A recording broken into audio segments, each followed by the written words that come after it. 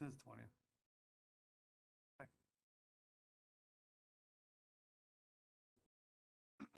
Okay, we'll just give it a minute, all right? Start.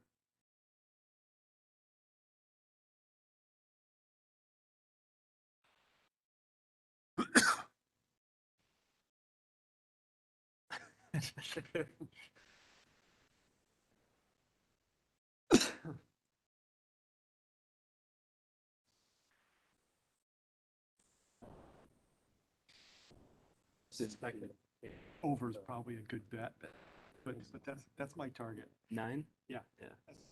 No, I don't think. I was looking at it. I said, yeah, Admirable goal. I was gonna be happy with 10:30, but then I was, then he said all of them were, a lot of them were tabled. So, That's what I mean. yeah. 9. All right.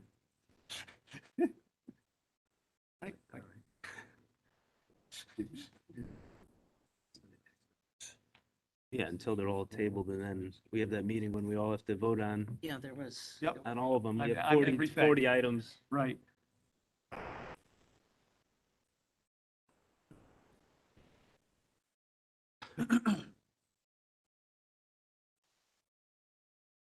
Grappone always makes it extra. Like 2 minutes to go. Grappone is. the one Agenda that- Yeah. memo came through at 3:12. Yeah, sure. Get enough room, kind of spread out at an angle here.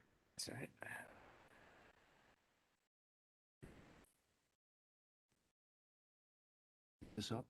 Yeah, sure. Not a problem.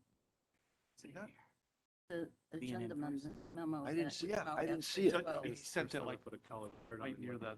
3:12. Yeah. Oh. Yeah. Yeah, I've been sitting in my basement in like shorts and a t-shirt.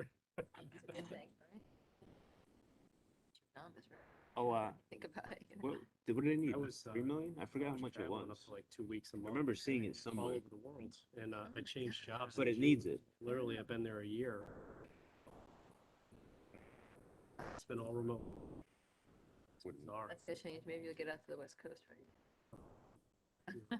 Yeah, used I think they were supposed to do it years ago, and they lost funding, or Gotta I get, think they got some money from the state Yeah, that's a good thing. That's what happened. or Yeah, something, and another then way Oh, too. wow. been on hold. I remember seeing it years Can't ago. wait to So go for it. Yeah. Late than never, I Yeah. guess. Work another 30 years. Probably.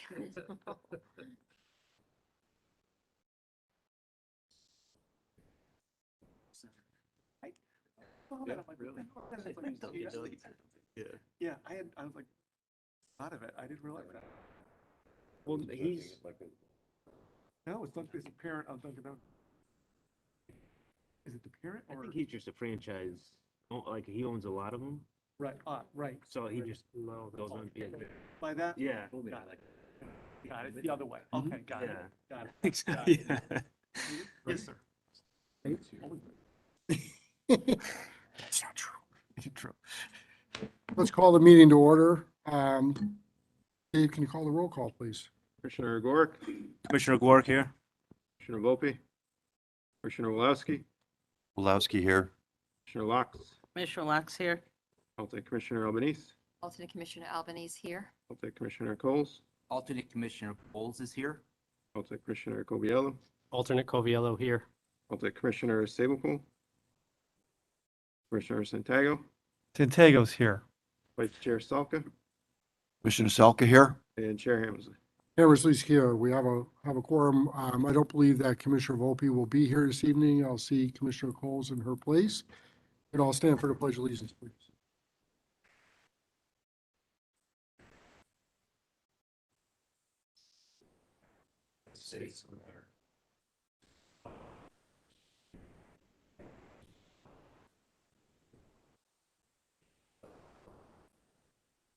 Please remain standing for a moment of silent reflection.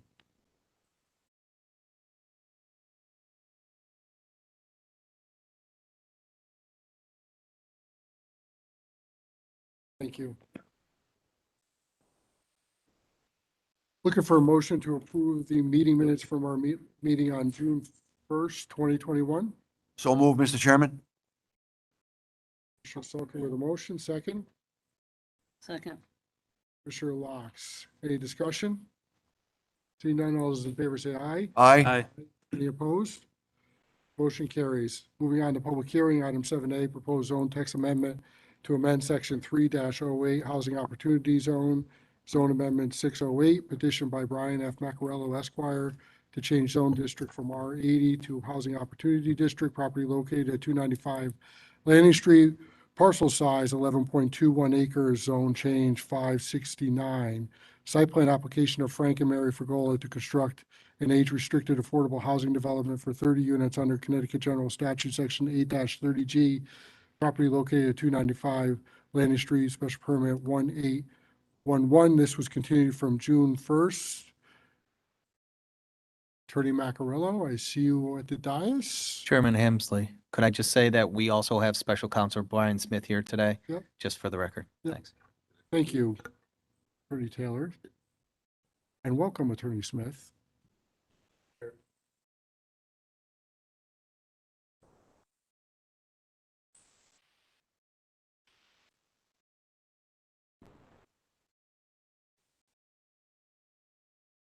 Mr. Chairman, good evening. Good evening, commission members, staff, council. Brian Macarello, 200 Executive Boulevard, Southington, Connecticut, here on behalf of the applicants, Frank and Mary Fregola. Mr. Fregola is with me tonight. Along with me tonight, and Mr. Fregola is Seb Bavino standing next to me. We have Mark Vertucci. As you know, he's the traffic consultant. We do have Joe Vestig. He's the fire safety compliance consultant. We don't have Mr. Miller here, although if there's any questions, I can get a hold of him and hopefully he could join us remotely. It's good to see everybody here in person. I'll be brief, and Mr. Chairman, thank you for keeping this open. Since we last met on June 1st, I wasn't sure if there was a need, at least on my end, to have this open, but Mr. Salka was in my ear that entire evening and the next day. So what I was able to do, and what I first did was took the asterisk off the text amendment, and I submitted that, and that is under the meeting documents under the zoning appeal 608. So I've revised that according to just removing the asterisk instead of kind of defining what that asterisk referenced. The other thing we had submitted since, we were actually, it's a revised site plan, and Seb's here to discuss more about it, but the only changes, we actually were adding a 12-foot emergency access only exit, and this would go through to the Faith Baptist Church, and it would exit the existing curb cut. So we were able to accomplish two things: provide an emergency exit, which would be conceivably a gate that's locked. The fire department would have a key to that. It wouldn't be used for ingress or egress, with this project, but it would hopefully resolve the outstanding issues that at least Mr. Salka had and some of the other commission members had as well. And again, we also, rather than, adding another curb cut on the site, it makes a lot of sense to do that through the existing curb cut with the church. I just want to recap. This is the 5th public hearing. And I say that because it's only been 57 days for terms of, statutory, compliance. I spoke with Mr. Valley. We exchanged emails. We're well within the extended time frame that the COVID executive orders permitted. So I think we can confirm that. What I want to do is make just an unequivocal statement regarding just the collective matters that we've been hearing for the last 4 meetings. And although this commission put the 3 pending agenda items on collectively for purposes, a lot of purposes, for convenience, having the residents here, having us discuss the overall picture. I just wanted to make it very clear that there are 3 separate applications. They could have appeared 3 separate times. So when they're voted on, my opinion is they need to be voted on separately, not together. And I mentioned during the last meeting that we're not throwing all 3 babies out with the bathwater if, for instance, the first matter was approved and the second matter was denied and go on. So it's not a domino effect that knocks them all down. Council may have a different opinion on that, but that's also supported in the current HOD regulations, which state, and this is in section 3-80.3, the petition section, And it actually chronologically says that you would file a zone change first, and then if that's approved, then you would come with the site plan. So what I just said is consistent with what's in our current zoning regulations. Now, getting to the HOD, I think I described this historically. Our HOD, Housing Opportunity District, was created as a result of the Hillcrest litigation that was mentioned by council at the last meeting. However, our HOD really falls short of the legislative intent of Connecticut's affordable housing. In fact, there's a built-in discrimination or discriminatory path, if you will, regarding that when you look at it versus the state statute. And I say that for three reasons. One, our current HOD properties have to be not less than 30 acres. So if somebody wanted to come in under the town's HOD, affordable housing version, you'd have to have 30 acres or more. And so we're putting everybody kind of close to the ridges in the R40s and the R80s. There are two parcels in our 40s, one of which my client owns on West Street. Another one is abutting to West Street. So I say that in that regard, it's not very easy for a developer to come in and take advantage of that particular zone. The other reason is under section 3-08.5, under the permitted use section of HOD, it was limited right now as to public sewer and public water. So when you get to the areas of the R80s that my client's property is in, although it's also across the street from an R2025 and there's an R40 down the street, it's really limited in terms of you have to have 30 acres, you have to have it serviced by public water, public sewer. And then the third reason there's this inherent discriminatory basis, if you will, it also calls out that if it's for elderly housing, which this is at 55 and older, technically elderly housing is 65 and older, but this is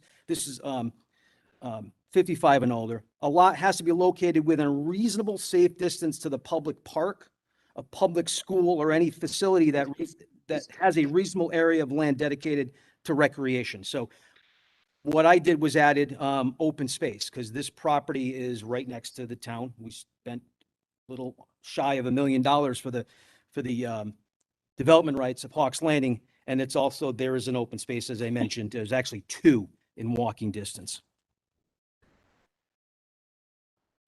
The last thing is based on my research, and it may not be as comprehensive as someone else's research, but there's been no complaints to the Southington Police Department addressing the fact of speeding or accidents. And there's been no requests made of the Public Works Department saying, hey, let's get some signage up there. Let's get some signalization. Let's get something that's going to control what the residents are right now suggesting that there's a problem. I'm not disagreeing, but this is a town road that's been in existence for quite a while.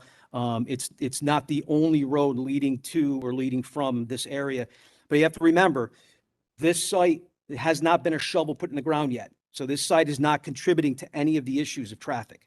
And we have Mark Vitucci, who's here tonight, who also explained that this site would not generate any significant traffic that would create safety and hazards. So I just wanted to point that out. I have nothing further to add unless there's any questions of me, but the professionals are here and we can address the access issue first, and then Mr. Bertucci, we can take advantage of his presence as well. Anyone else on your team, Attorney Maccarello, have anything they want to present to us, or are we just going to open it up for questions from commission members at this time? Mr. Bavino does, just briefly. Okay. Don't sell yourself short. You are a professional, so. Mr. Chairman, Commission members, Seth Bovino, planner with Kratzer Johnson Associates, represented the applicant. Since the last meeting, we have modified the plan to add the emergency access area, as the attorney indicated. And it's located on the west side of our property off of this cul-de-sac between these two units, and it leads to the parking lot, which eventually goes to Laney Street through the driveway that exists there. This access area would be constructed of concrete pavers with grass. Those are paver cells, which you could put grass in them. So once the grass grows, you're not going to be able to see that pavers. It will be a gate at the entrance with the keys. The keys will be given to the emergency personnel, the town emergency personnel, and also to the association of the condos. In addition to that, since then, what I did, I researched the well distances that the neighbors were concerned about. And I find that for number 9, Doretta Lane, the well is 200 feet from our property line. For number 25, their well is 100 feet from our property line. Number 39 is 94 feet. Number 55 is 85 feet northeast of our corner of the property. All these are more than the 75-foot requirement. In addition to that, we have our system. There's only 3 systems along the easterly boundary, and our systems are like 15 to 25 feet away from the boundary line, which adds to the distance. So these systems will be safe in terms of causing problems for the neighbors. That's all I have to add at this time. Thank you. Attorney Macarello, anyone else? Commissioner, no. Chairman, no. Okay, Thank we'll open it up to commission members to ask any questions that they might have. So are there any questions from anyone sitting up here? Mr. Chairman, I just have one question. Mr. Salka, go ahead. Somebody mentioned that the secondary access road is 12 feet wide. I'm looking at, unless I misunderstood, I'm looking at the layout and I'm seeing 20 feet. So is it 12 or 20? I made that same mistake, and Mr. LaValle caught it. 20 feet is the distance between the buildings that access way goes through. It's actually, to scale, it's 12 feet wide. So when I saw that initially, I made the same assumption. Okay, thank you. Any other questions from commission members? Mr. Chair. Commissioner Coles? The access road into the First Baptist Church property, is there a right of way or some kind of contract that's required to go onto that property? Yes, there's going to be an agreement entered into between my clients and the First Baptist, Faith Baptist Church. But it hasn't been done yet? No. Okay, thank you. All set, Ken? That's it. Thank you, Okay, sir. any other questions from commission members? So I have some questions about the access road. According to the Southington Fire Truck access study that y'all presented to us, right? I think, Seb, you guys, President and Jones did this. I just want to point out on section 1, page 3, that it talks about the turning apparatus, et cetera, that's needed in order for a ladder truck, I think it's a ladder truck, get into and around that site. This was pre-new access road, right? With regard to inside tire at curb, it mentions that 21.42 feet are needed. Per the auto turn software that you all selected to use and talk about the validity of that's the standard to be used. It mentions 26 feet are assumed. So that would, am I reading that correctly, that it's saying that you need 26 feet? This is in a curvature area, not in a straight run. That access there is straight between the cul-de-sac and the drive and the existing parking lot. Those radiuses are to show you how the truck can make it around the cul-de-sac, around the initial curves at the entrance and the easterly cul-de-sac. Okay, but Truck can manage within 12 to 14 feet. okay, so explain, I guess maybe I should try it this way. Explain to me what this wording means, because I don't understand, because it's saying that it needs a certain number of feet, and then it's saying what type of footage it has. Said that is, if you're in a curve, that much space to make the turn, to allow the back wheels to make the turn. And as a matter of fact, that indicates that one of the back wheels may go over the curb in a couple of spots, which we can alleviate that by widening the paving at this location, and there was another location, I believe, that the back wheel was over the curb. And this is where I'm going, Seb, because if you come in on that access road, right? You come into we'll call it a cul-de-sac. It's almost like a roundabout at the end there, right? And you're going between two driveways there.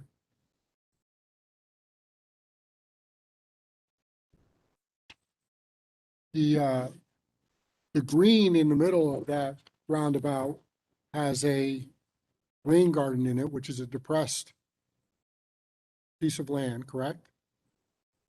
In here, which is, I say the greenway there in the middle there shows a rain garden located in that greenway, yeah, which is depressed. It's not Partial. level. yeah, part. So the fire truck wouldn't be able to drive over that. We're not suggesting to drive over there. Okay, what I'm concerned about and what I'm asking you to clarify for me is that it can get around, come in and get around this area in order to go either further down here or to the right or the left. This, Mr. Chairman, this is an emergency exit only, out only. Yeah, okay. The trucks aren't going to be coming in through that section. This is for cars. Again, some concerns, I forgot who raised it. If there's a fire down here, how are people going to get out, assuming it's a blaze that's going to wipe out, all these condo units? There's a way to get out and exit through the church parking lot and out onto Landing Street. So it's not intended for fire apparatus to come in to the site. We have plenty of room for that at the entranceway. In addition to that, Mr. Chairman, those two driveways right there, each one of them is 20 feet wide. So when you come around the curve, the truck makes the curve. If it wants to exit here, there's plenty of pavement for that to come in and get out. There is no obstacle there. Those driveways are 20 feet wide, so you have 40 feet of pavement. Except if someone parked on their driveway there.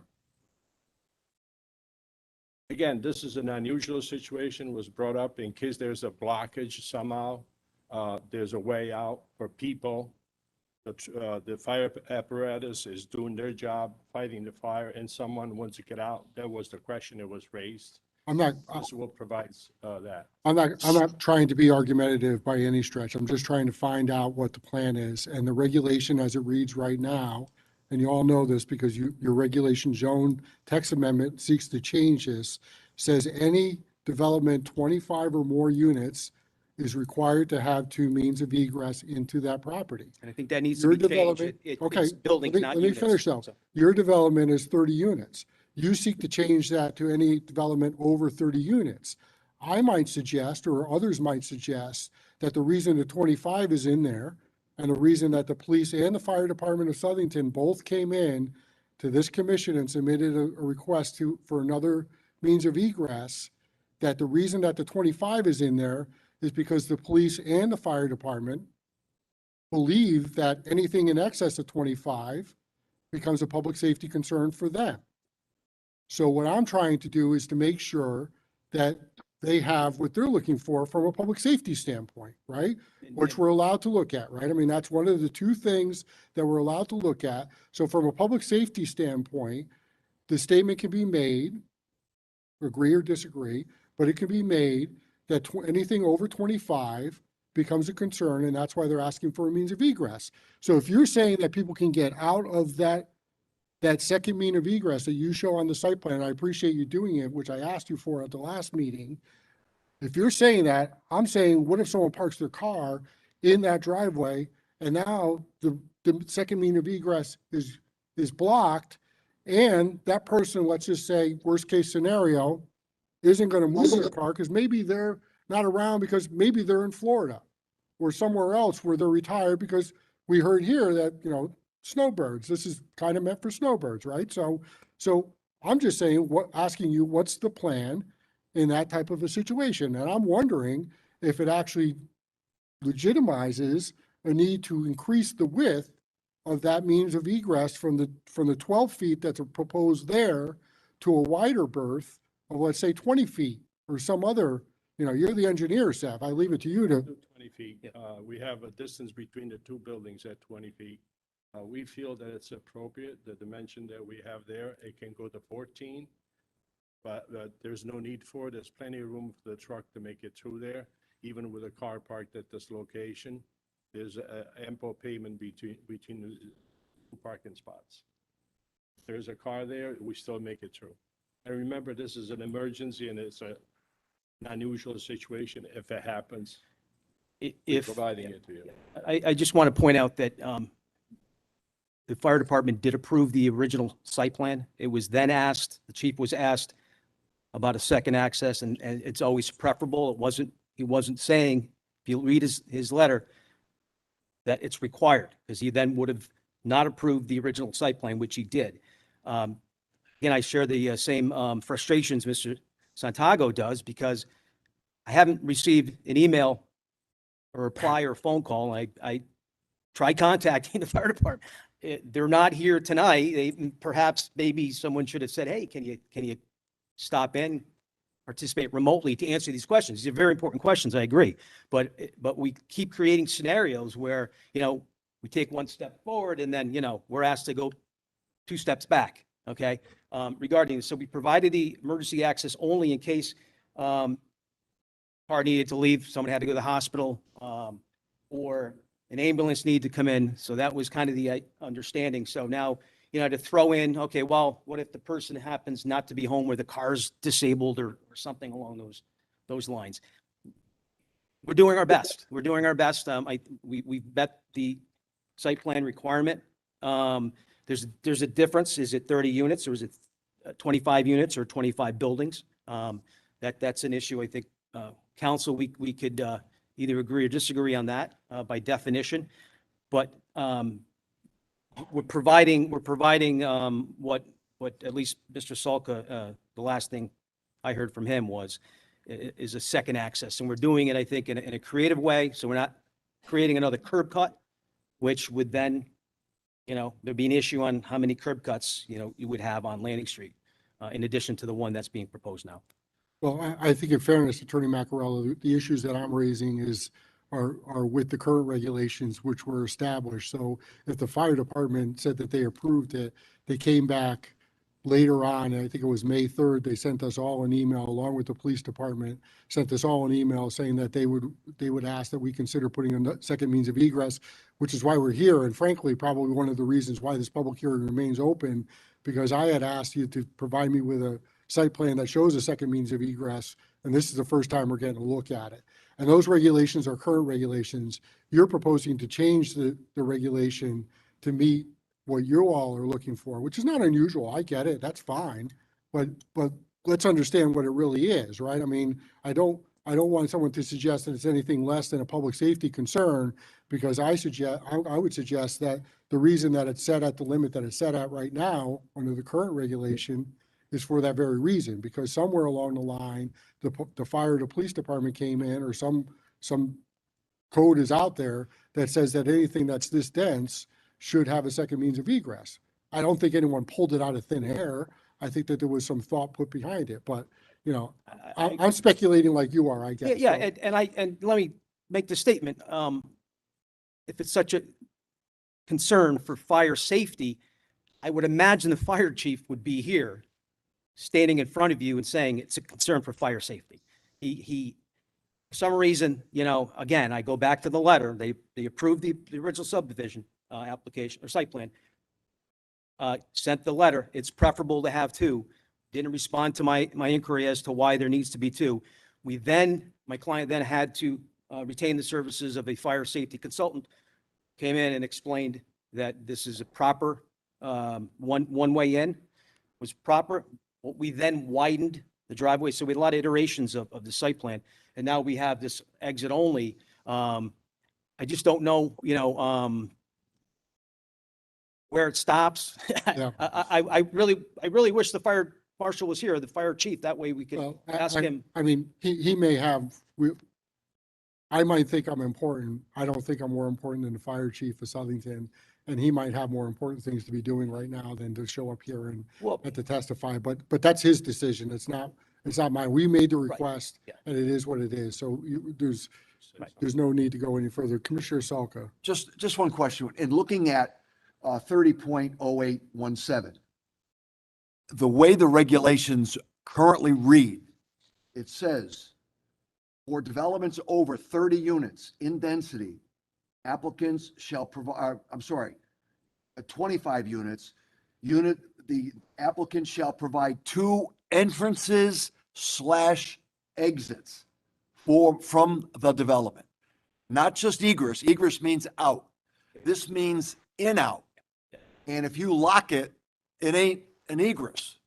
If it's locked, that means you should have 2 roads in, 2 roads out, the way I read the current regulations. The way you rewrote it makes it a little different.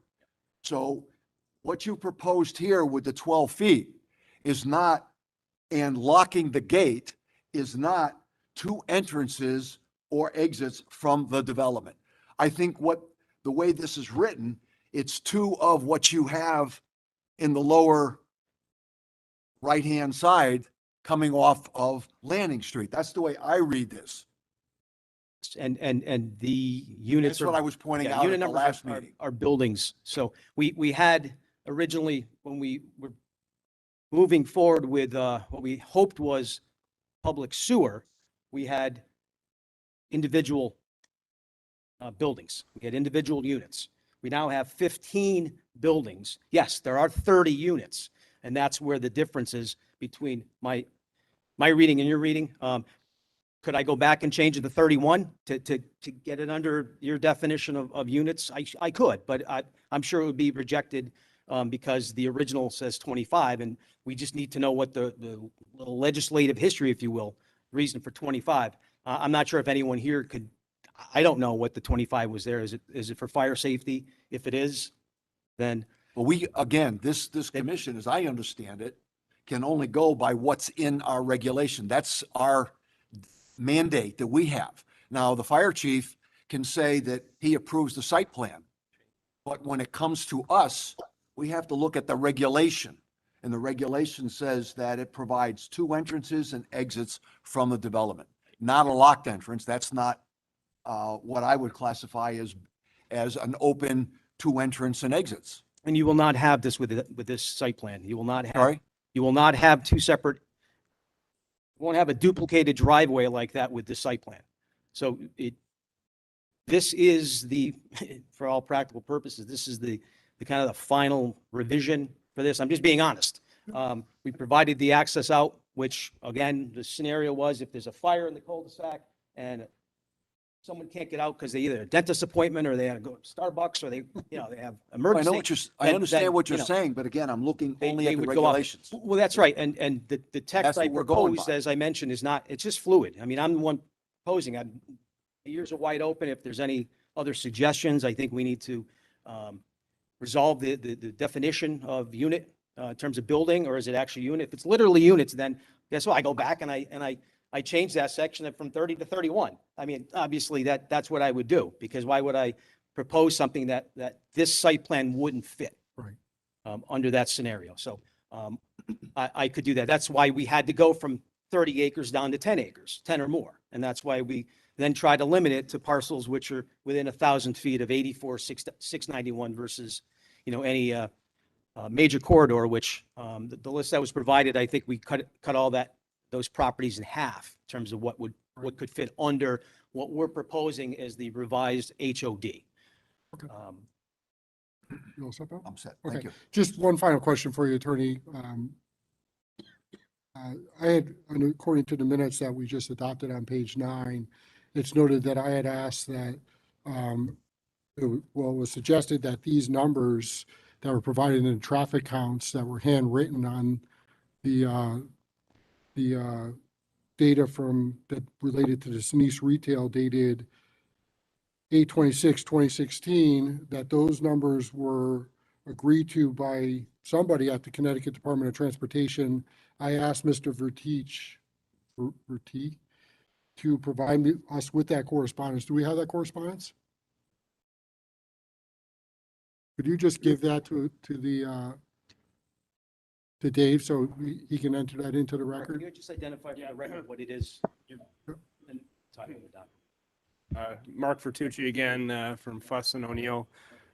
This is correspondence from Gary Soika, who is the head of the planning department at DOT, Connecticut DOT.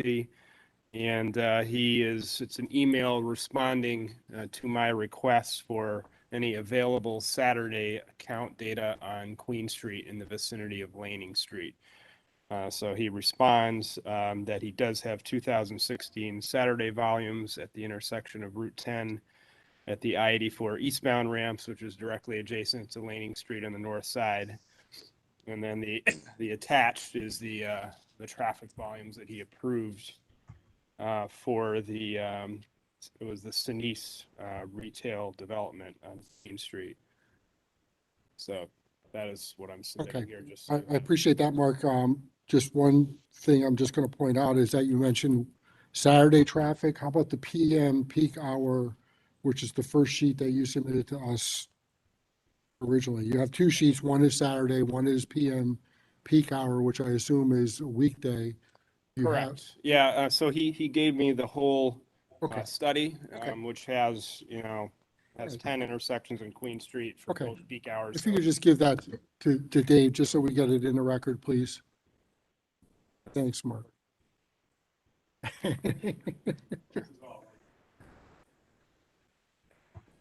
Thank you. Any other questions for members of the commission? Attorney Smith or Attorney Taylor, do you have any questions that you would like to ask the applicant? I don't have any questions. Attorney Smith? Yeah, the only question I have is really not a legal question, but it's doesn't Southington use breakaway gates as well? I mean, a lock gate is kind of unusual in these situations. Well, with. I don't expect, Brian, that you know the answer to that No, no, question. site plan, no, so we, I you know, think it's a good point. though, and I We think we it's would a- listen to anything staff would have to say. I mean, I may have said it's a lock gate, whatever, however, the new technology is, Yeah, certainly be compliant with that. okay, okay. Anything to add, Brian, or any of your staff before we open it up to members of the public? Mr. Chairman, I'd like to add the issue that there's many projects like this in town, recently built and older, and they have one entrance with units, many more units than this project, and they work fine, and they have had no problems. Just the example of Berlin Avenue, right past the bank on the left, there's like 74 units, one entrance. The one that was built recently by Mr. Verderam on Old Mill Road, one entrance. And there's many more that I could give you. So just think about that. Thank you. Well, Seven, in fairness, some of those may have preceded the regulation being the way that it is. The regulation, as Commissioner Salka pointed out, is what it is. And when developments like Pacer Lane and South End Road were brought up by y'all in the past, it was noted that those developments are under the 25 requirement to require a second means of entrance and exit. So, but I hear what you're saying. We don't need to beat a That dead is why horse. he's but- asking for a change in regulation. I know. We just talked about that. So if there's any members of the public who'd like to test, Chair. oh, sorry, Commissioner That Gord. yep. one, I'm gonna put Dave on the spot since it's first time joining us. Does the planning department think that's 30 units or 15 units? What's their, I mean, what's, question, through the chair, that question hasn't come up. okay. So, I mean, I just didn't know how you see that when you get that site plan and your definition of a unit, what the planning department would think. there would be a difference between buildings and units. If right on the field card, however many units are in a development, you count the units. Okay. Not how many buildings. So our regulation as stated, 30 units, that would be 30 units. That would, 15 buildings and 30 units. Everyone may have a different definition of it, but Okay. for us practically on a day-to-day, if we sign off on a zoning permit, well. Okay. If we sign off, unit 13, it's a separate review or a separate CO for one side of it as opposed to the other side of it. I just, it would clear up a lot of confusion, just getting that out there and our definition versus possibly the applicant's definition, so it'd be nice to have that. That's it. Commissioner Coles? Yeah, thank you, Mr. Chair. And I apologize if this isn't the appropriate time to ask a question. I'm going to throw it out there and you let me know. And we'll take it from there. Since this is a part of the zone or the change in language, section 308.9, we discuss the parking, and as written is 2.5 parking spaces. But then when we go to a 1-bedroom unit, we move that down to 1.5. And so I'm just a little concerned that that might be shortening us, even though the existing language does discuss that a parking space in front of a garage does count. If there is not a garage in a development in the future, and that's what we're kind of talking about here, is we're writing the future. I just have a little concern about not at least keeping that up to a minimum of two spaces per a single bedroom unit. Sav or Brian, you want to respond to any of that? Just while you're coming up there, I'm just going to throw this out there in regards to Commissioner Gwark's statement. If you look at the application, which was filed by the applicant, it actually uses the term 30 units. Wouldn't have this conversation if I took 6 units off. This whole conversation would be out the window at that point. But again, it's a fluid. So if I were to redraft this again to fit this site plan, then I obviously would address the parking and address I get it. the access and everything else. I mean, what we're trying to do is trying to amend the Southington's version of affordable housing, the HOD. So this commission retains local control over what we're doing versus you could say, no, we don't like it. Or if we didn't come in with a zone change or text amendment first and then a zone change, we'd still be proceeding under the 8-30, the state statute, which these issues we're talking about tonight are not part of the review. I mean, it's discussion, of course, it's site plan and all that, but it's not the basis for approval or denial on that. Again, unless we get someone other than the experts or the professionals that my client hired to come in and say otherwise, that fire truck review study, the study prepared by Mr. Versteeg is just not sufficient. I haven't heard that. And I really tried to get some understanding from the fire chief. And again, I keep saying, but I did reach out. I sent 2 emails, made a phone call, was put in the voicemail, haven't gotten a reply. So again, if fire is a big concern, the fire department, I would imagine somebody would be here or something more than just a letter, which then was followed by our work to get the professionals to respond to that letter. And again, it was just a suggestion. It wasn't a denial of the site plan. It's still approved. He just, again, my gut tells me that staff may have requested something in writing from both the police and the fire chief, and they sent what they sent. But neither chose to reply to my emails, or I'm not sure who else may have made contact with them to get them here tonight, the night before, the meeting before that, because I think it was raised at the second meeting, if I'm not mistaken, and we've had our 3rd meeting since then. So. Well, what you actually were brought up before I went into the 30 unit thing again was Commissioner Coles had some questions or some thoughts on parking. Right, I'm sorry, I was talking, but I think two parking spaces per 1 bedroom. Yes. So we have the garage is a parking space. We have a parking out in front, in the driveway. So I think that hopefully that would satisfy. Right, but my concern is that we're writing this and we're gonna have this language change going forward. That's right. So that's kind of where I'm going. Beyond this particular application. This is a collaborative approach Exactly. to try to come to something that you can update your HOD regulations, and it makes sense. This discussion is important. Just happens to be I'm making these proposed text amendments and changes and trying to keep up after every suggestion, which I'm happy to do. But I think, maybe subcommittee that needs to be, put together to study this, and you can sit down and focus on it.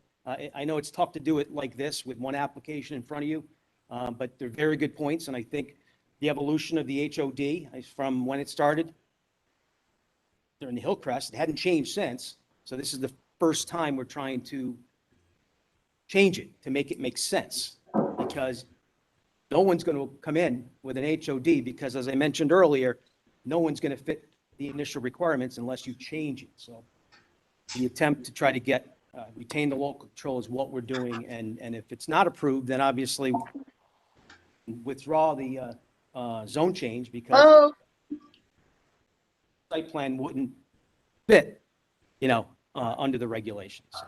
Okay. Okay, thanks, Brian.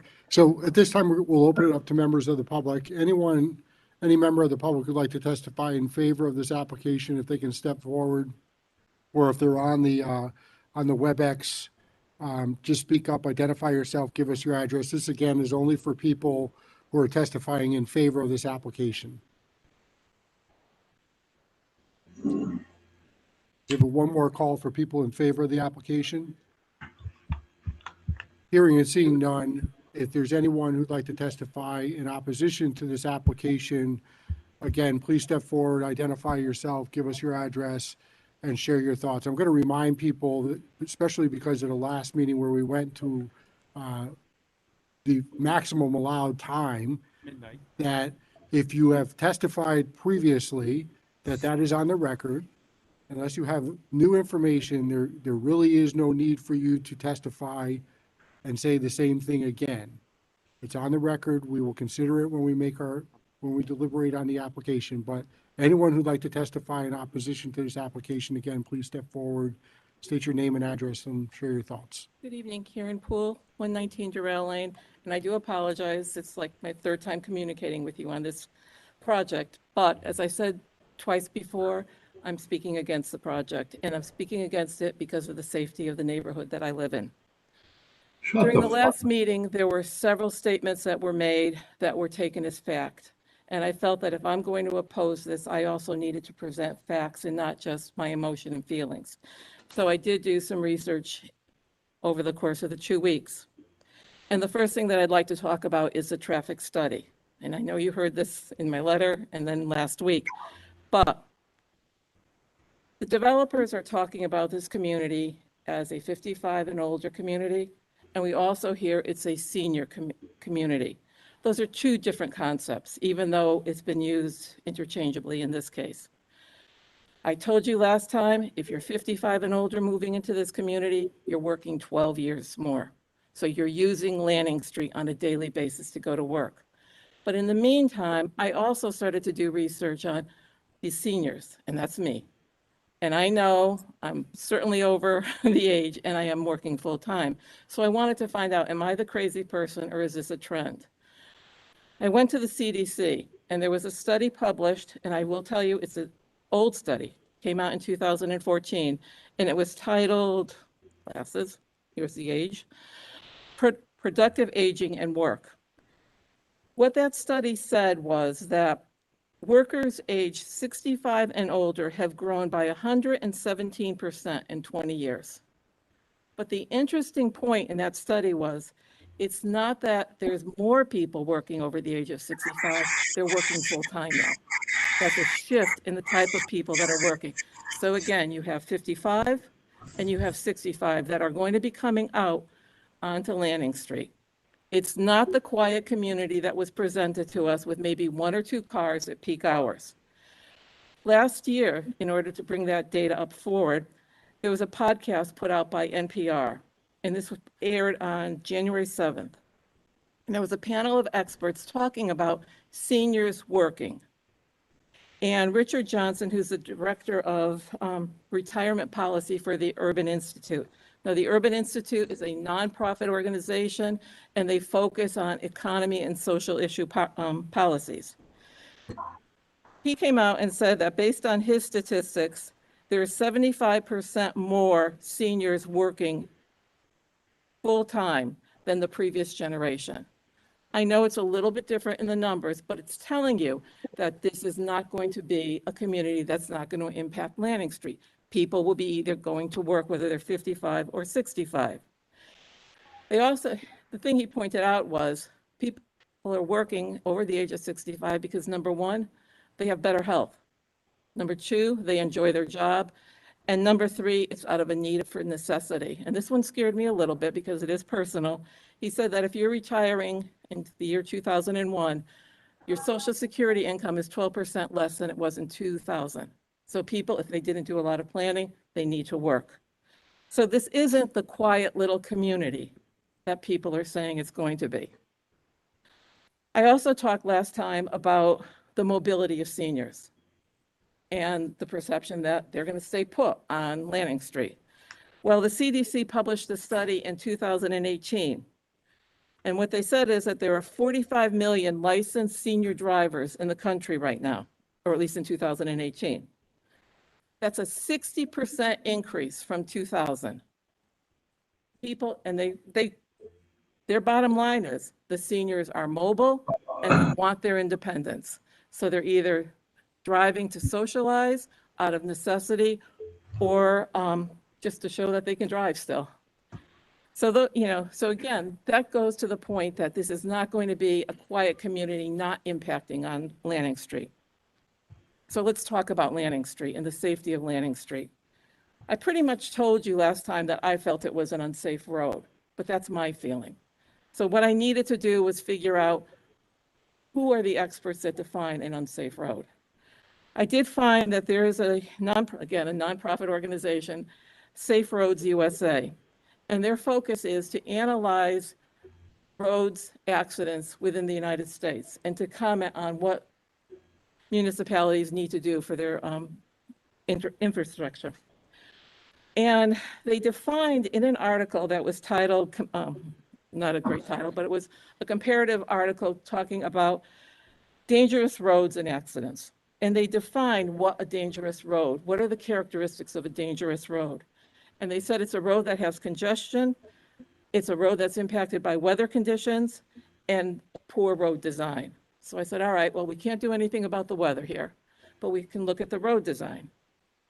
And I know this is not the problem of prospective builder here, but it is a problem for me living in this neighborhood. They said poor road design is the result of a road that has sharp turns. It's a road that has drop-offs, it has blind curves, and an improper grade. Well, if that is not Lanning Street, I don't know what is. We've got two 45-degree turns, we've got at least 3 blind spots, and the grade at some of these 45-degree angles is really tricky. So I do believe Lanning Street has the potential to be a dangerous road. I also talked to you last time about living on Durrell Lane now for 21 years and the feeling that there's more cars. We know that there's more building in the area. So I did something very scientific yesterday. I went to Google Maps, hit satellite, and I tried to think of the areas that we know that there are new residential buildings. And I told you last time, there were a lot of buildings. So off of Lanning Street, you have Blossom Way and Old Cider Mill Road. There are 52 homes in that development. They come right out on Lanning Street. On Holland View, which is off of Pleasant as you're heading toward the high school on the right, 10 homes, brand new homes there. Across the way, McIntosh has 43 homes. Flanders Road, if you go up to Flanders Road and take the left at St. Dom's Church, there are 8 new homes on that road. There are 11 homes on Glen Eagle, which is again off of Flanders Road, and 38 homes on Windermere. That is 159 homes that use 3 means of egress off of the hill. They're either using Loper, they're using Flanders, or they're using Lanning. The disadvantage at Lanning is we have no light at the bottom. So it's a free-for-all when you hit the bottom of that street. And it's, I do it all the time, so I know how difficult it is either to go out or in. And I truly resent the fact that a comment was made last week that we have options. Well, I live on Durrell Lane. Do I need to spend money on gas to drive down the road to a light? I do because it's safer, but I shouldn't have to. I should be able to take a right off of Durrell and go right out onto Queen Street, and I can't all the time because of the congestion down there. to put 30 units coming out onto Lanning Street, that's 30 cars. It could be 60, depending on if you have a married couple. Lanning Street cannot handle that type of influx of traffic any longer. Honestly, that whole area can't handle unless somebody designs some other way to get off the hill. When I talked about these 159 homes, I didn't talk about the complex on Loper, and I certainly didn't talk about Applegate off of Flanders. Those, I feel that Applegate will use Flanders and the Loper project is going to use Loper. So it doesn't hit Lanning. But again, it's a lot of traffic on that hill that we have to deal with on a daily basis. So I ask you, should you decide to vote tonight, that you think about the safety of the neighborhood and the safety of the neighborhood as the people who live in it report to you, because that's the true safety issue. Thank you. Thanks, Karen. Thanks for coming out again. Any other members of the public who'd like to speak in opposition to this application at this time? I would like to, please. Yeah, go ahead. Someone on the WebEx, could you just give us your name and your address, please? Dr. Joseph Pacheco, 469 Lanning Street. I did speak at the last forum. Do appreciate you respectfully allowing me to speak now. At the last forum, I did talk about the speeding and the vehicles on Lanning Street. I'm 62 years old, and I have to be very careful backing out of my driveway onto Lanning Street or pulling out of my driveway into Lanning Street. I can't overstate what the lady that was before me, I forgot, I'm sorry, what was your name? But she's hitting the nail right on the head. We have a lot of congestion here. It's a lie, by the way, that nobody has complained to the Southington Police Department. I've personally complained. I've gone there. I was told to speak to Officer Schneider. There's been no response. I've talked to police officers in their cars. At various times, I've talked to police officers that were thankfully, on rare occasions, waiting in the church parking lot to catch speeders or waiting down by Brannigan's to catch speeders. I pulled up to them. I thanked them. And I said, we really need to get more signage, particularly with the sharp turn. The sharp turn, I've lived here for 3 years, since the summer 3 years ago. I've had multiple accidents happen. I've had cars get locked up. I've had cars flip over on my 3-rail fence. I've had multiple accidents where I've gone out and had to call 911, had to call the police. It is dangerous. So the gentleman that was before me about 20 minutes ago or 30 minutes ago saying that there's no complaints is lying. I've lied. I'm sorry, excuse me. I've complained. There's been multiple complaints. So I'm just reiterating that fact, and I'm reiterating what the kind woman that was saying before me. She hit the nail on the head, number one. Number two, nobody's yet mentioned what's going to happen when Brannigan's reopens.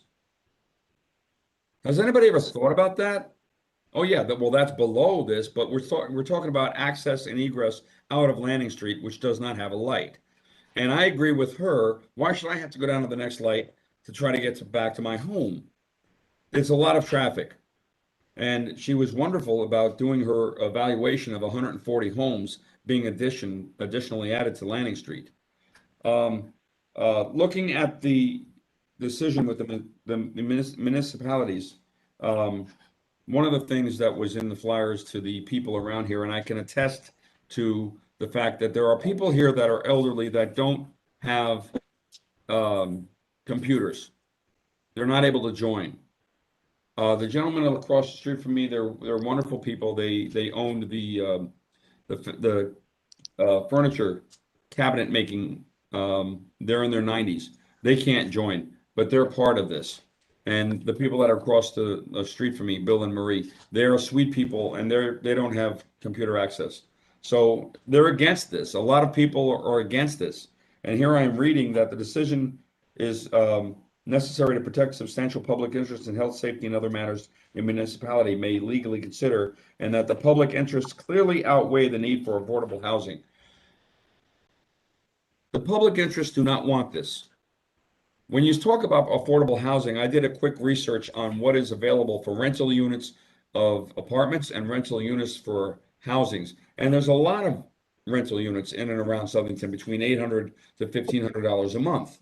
So I'm wondering what this affordable housing is going to end up costing these elderly people 55 plus per month, because it's already there. So you're trying to tell me that this developer is coming into here. Well, of course he wants to make money. I understand that. That's the American way. But the benefit has to outweigh the need. Now, you guys are looking at this from the perspective of police, from the perspective of fire, from the perspective of safety, from public safety and driving access. I understand all of that, and you're doing a great job. But keep in mind, you've got a big restaurant right down on the bottom of the hill, number one. Keep in mind, number two, we people already have a very difficult time pulling out onto Lanning Street from our driveways and our homes. It's already there. It's already there. Number three, these people are going to be paying X amount of dollars, and it's the same as what they would for a home or an apartment right here in Southington. Now, Southington's point of view is to come up to the 10% that it's supposed to come up to for affordable housing as a municipality. And that's where the problem is. Southington's trying to use this to say that, well, we can use this as a really nice thing to boost our percentage, but not here because of a number of reasons. It was, God bless you, it was an R80 development. My land is R80. There's other pieces of property here that are R80. This land was R80. So now we're bending over backwards with the fire and with the police and the everybody else trying to make sure the curvatures are the right radius so the fire trucks can get in and everything, because we're trying to change the rating of the value of the land to accommodate this. I mean, seriously, how far backwards do we have to bend over for this thing? We're telling you, we're screaming at you, listen to us. We don't want this, not here, not on this road. This is a very bad road for that.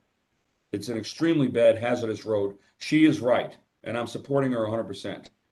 Now, these people are 55 and up, pulling out, making a left-hand turn to get onto Lanning, or pulling out and making a right is not going to be and shouldn't be a problem. But making a left-hand turn, you're talking about the crest of a hill. These speeders are coming over that. I'm seeing it every day. I'm outside working. I'm very, very physical with my work and trying to upkeep my property. And I'm seeing these people going by, coming around the curves, squealing their tires. I can't even explain it to you. It's every single day.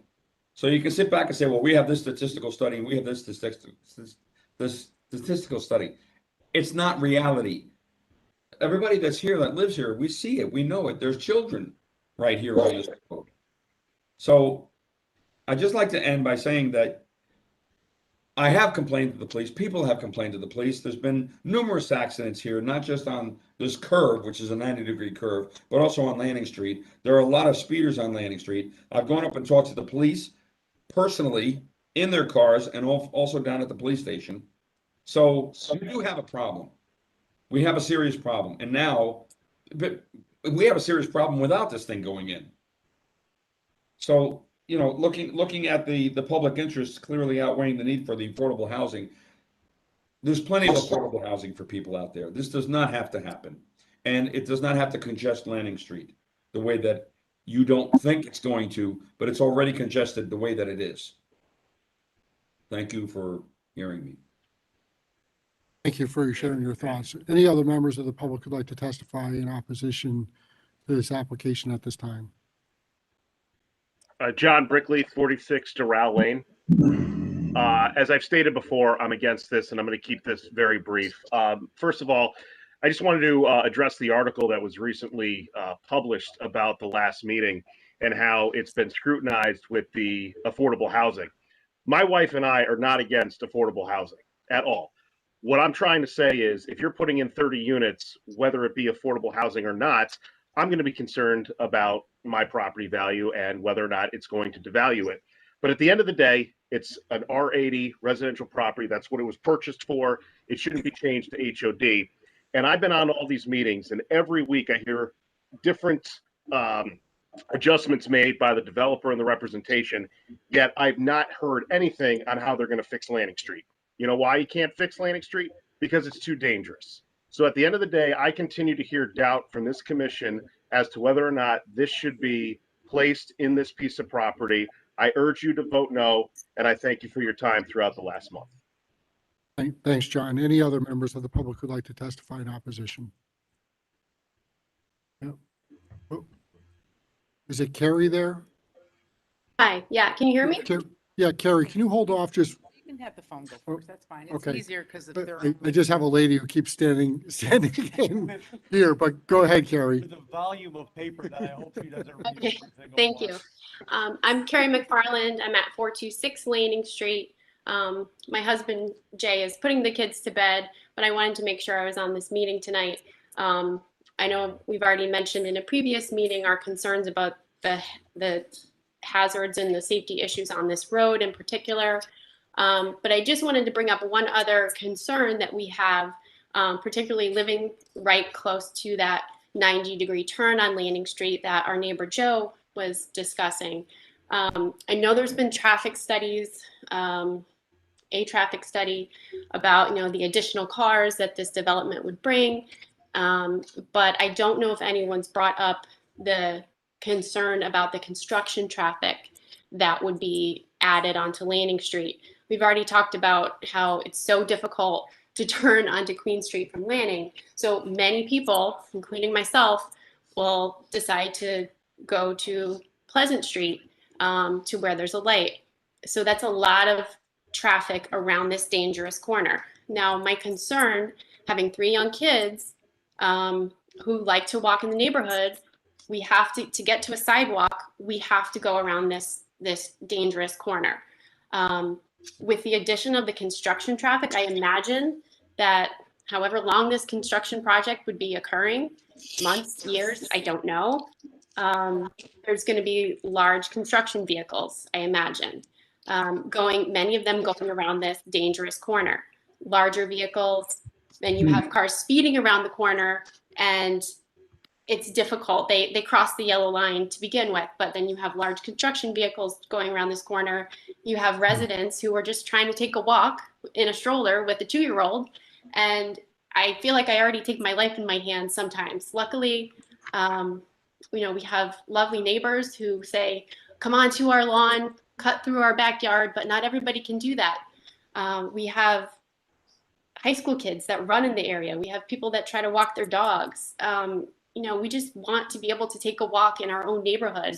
And I cannot even imagine how much more hazardous it's going to be when we have construction vehicles going around this corner. So in addition to the concerns that have been brought up by our neighbors, I just wanted to add that, that is a big concern of ours. We love this neighborhood. We want our kids to be able to ride their bikes to their friend's house up the street, but there is no sidewalk where we are. There are no stop signs on Lanning. So it's not your typical street. It is not your typical street. I don't know how many neighbors have to say that, but I just want to make sure that, as someone who's lived here for 10 years, that, we're heard, and we just want a safe neighborhood for our kids. So I thank you for your time tonight. Thank you, Ms. McFarland. Anyone else who'd like to testify in opposition to the application? Yeah, Jim O'Hara, 55 Doral Lane. I would just like to echo what the other speakers have said and reinforce my opposition to this plan. I think several points that were excellent have already been made. I won't repeat them. The other comment I'd just like to make in terms of health and safety is the proximity of the septic systems and the property line to our wells. I know it meets the legal requirement. In my case, at 55 Doral, I think Mr. Bavino said we're 85 feet away and the rule is 75 feet. The topography of this land slopes towards my well. So I'm not sure how much of an issue if that law just has to deal with level land or it has to deal with the slope of the land. But the slope of this land to those of us on the west side of Doral that back into this property, it slopes towards our property. And I don't care at all about the affordable housing aspect of it, only in the sense that if there is a problem with some of these septic systems that affect our properties, how are people who may not have the wherewithal to remedy those issues going to deal with it? That question was brought up before, and I'm not sure it was fully answered. But I think that's a concern for some of us. Really, my only concern with the affordable aspect of it would be that if the property owners themselves are all going to be individually responsible, if somebody's there who really doesn't have the wherewithal to manage that kind of expense, that may be a problem for us as residents. So I urge the commission to vote against this, and I thank you for your time. Thank you, Mr. Anyone else who'd like to speak in opposition? Sandra. You're up. May I just add a point, please? Who's that? Again, Dr. Pacheco, 460. Dr. Pacheco, we've given you time. I have a lady in the audience who'd like to speak for the first time. So I'm going to let her speak first, please. Okay, thank you. Get the fuck off, asshole. Good evening. For the record, my name is Mary Beth Dorio, and I reside at 34 Derail Lane. And I have spoken to the commission regarding this proposal at pretty much every one of the meetings that have been held. So I do want to clarify something just for everyone's benefit. I'm an executive for a large financial institution in the state, and one of my primary job responsibilities is to negotiate legal documents. So the definition of a unit is an individual thing or person regarded as a single and complete, but which can also form an individual component of a larger or more complex whole. That's great. So if anyone wants to know what that is, that's 30 units, not 15. It's 30. There's individual, here's the definition. So It says it in your application, so. No, but I just want to, I think we talked about unit and we talked about, I just wanted to stick to facts there. That's what the definition of a unit is. So I'm clarifying that. I will speak of the things that have been new since the last meeting. And the first one is the proposal of that emergency exit. And I think that's been vetted enough here. My opinion, it doesn't qualify as a second entrance in or out, as we know. It is gated. So minus out everything else. If it's a snowstorm, I don't know what you deem an emergency exit in and out, but there's a lot of factors that possibly could occur that would make this problematic to be an emergency exit in or out. And it is now an emergency exit in and out, in or out of a property that's a private property. So there's issues there.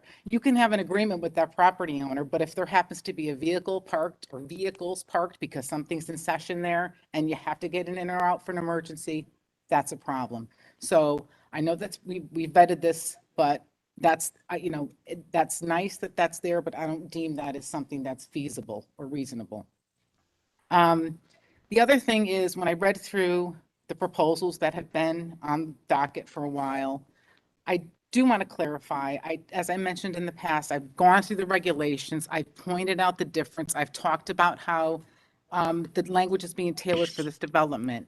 But it's interesting because the plan of conservation and development enhancement that was adopted by the commission back in 2016, I spent more time on it, and I recognize that the proposal pulled a few pages of that, but it was biased towards affordable housing. What wasn't pulled, and I mentioned last time, was that one of the things that was communicated was on page 74, and I printed it. It talks about protection of existing residential neighborhoods, continue to protect the integrity of existing residential neighborhoods. In addition, there's also information in this document that talks about the concern that the residents of Southington have as it relates to traffic. And Route 10, Queen Street was on the top of that list. That's another thing to point out. I want to stick to facts, and we all have a lot of feelings about whether we approve this or not. I will say that I did read the two articles, one that was in the Meriden Record Journal and the other one that was in the Southington Citizen on. Ms. Dorio, I'm just going to remind you that whatever newspaper articles may be out there, they're not part of the record, and therefore you probably shouldn't be citing them because, they're newspaper articles. So Okay, and I understand that, I respect that, but here's the thing. There's a large percentage of the population that will read this and develop an opinion. That, you know, and I know that we can't control that, but I do think it's important. I feel compelled to say that. I think things need to be factual. It's okay to put in here what your opinion is, but include the other side of the stone too.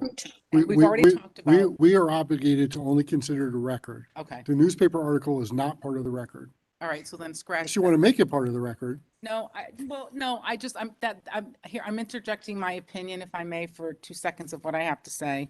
I'll stick back to facts like I feel strongly on. Mr. Hamserly, you at one point added this addition here that talks about the other parcels of land that are zoned residential and their acreage. I said before, when you're making decisions about changing language within zoning, such as this one for HOD, you want to take it from 30 to 10, that's significant. You know, that's a big change. You're not saying I'm going to move it from 30 acres to 25. You want to cut it in 2/3. That's a big change. And, you know, there will be, I think, 11 other properties here that now will have potentially the obligation to come and say, we want our zoning changed. So we've talked about that before. It sets a precedence. We've already talked about the units and the current language in there that says 30, and it's now, I'm sorry, 25 wants to, it says 25, but they want to increase it. It's being proposed to increase to 30. The other thing that hasn't been mentioned is, which I didn't print out, is the other requests for changes, such as changing the distance between units from, I think it was 40 or 30 feet down to 20 or 15 feet. You're really squeezing here, in my opinion, if you adopt all these requested changes. Again, nothing against the affordable component of this. Sticking to facts, I understand what the, and I want to look at what the state statutes require. And it's, if you can prove that this is a public safety issue for residents or individuals, you can decline it. And I think you've heard enough. We've all talked about Landing Street, how we're uncomfortable living there. You know, you can have as many comprehensive traffic studies as you want. If you don't drive that corridor on a daily basis, you don't experience it. And that's the bottom line. And it's not, we've already talked about how we're uncomfortable with it. The residents in the area are uncomfortable with it. Just want to make sure I've covered all my points tonight. Does anyone have any questions for me? No. When are we gonna shut the fuck up? Okay. Dave's my husband. Dave, is there anything else you want to come up and say? Did I cover everything? Okay, thank you. All right. Whoever is swearing, can you keep the language down, please? It's members from the inappropriate. audience don't get to ask questions, so if I can ask them to refrain, please. Okay, and the only other thing is that obviously we all know that because of that 8-30G regulation, you're handcuffed a bit. To the extent that you have a very slim sleeve of what you can decline this on, or let me take that back. You can make a decision, but then, then it's going to go, the next step will be taken. Again, this is residential. I don't think anyone here would disapprove if the zoning was, if things were built on that land in accordance with the zoning. I oppose this proposal. Thank you. Thank you so much. Just for the record, Jesse, I love you. He's sitting in back, the guy who wrote the article, so that's why he said.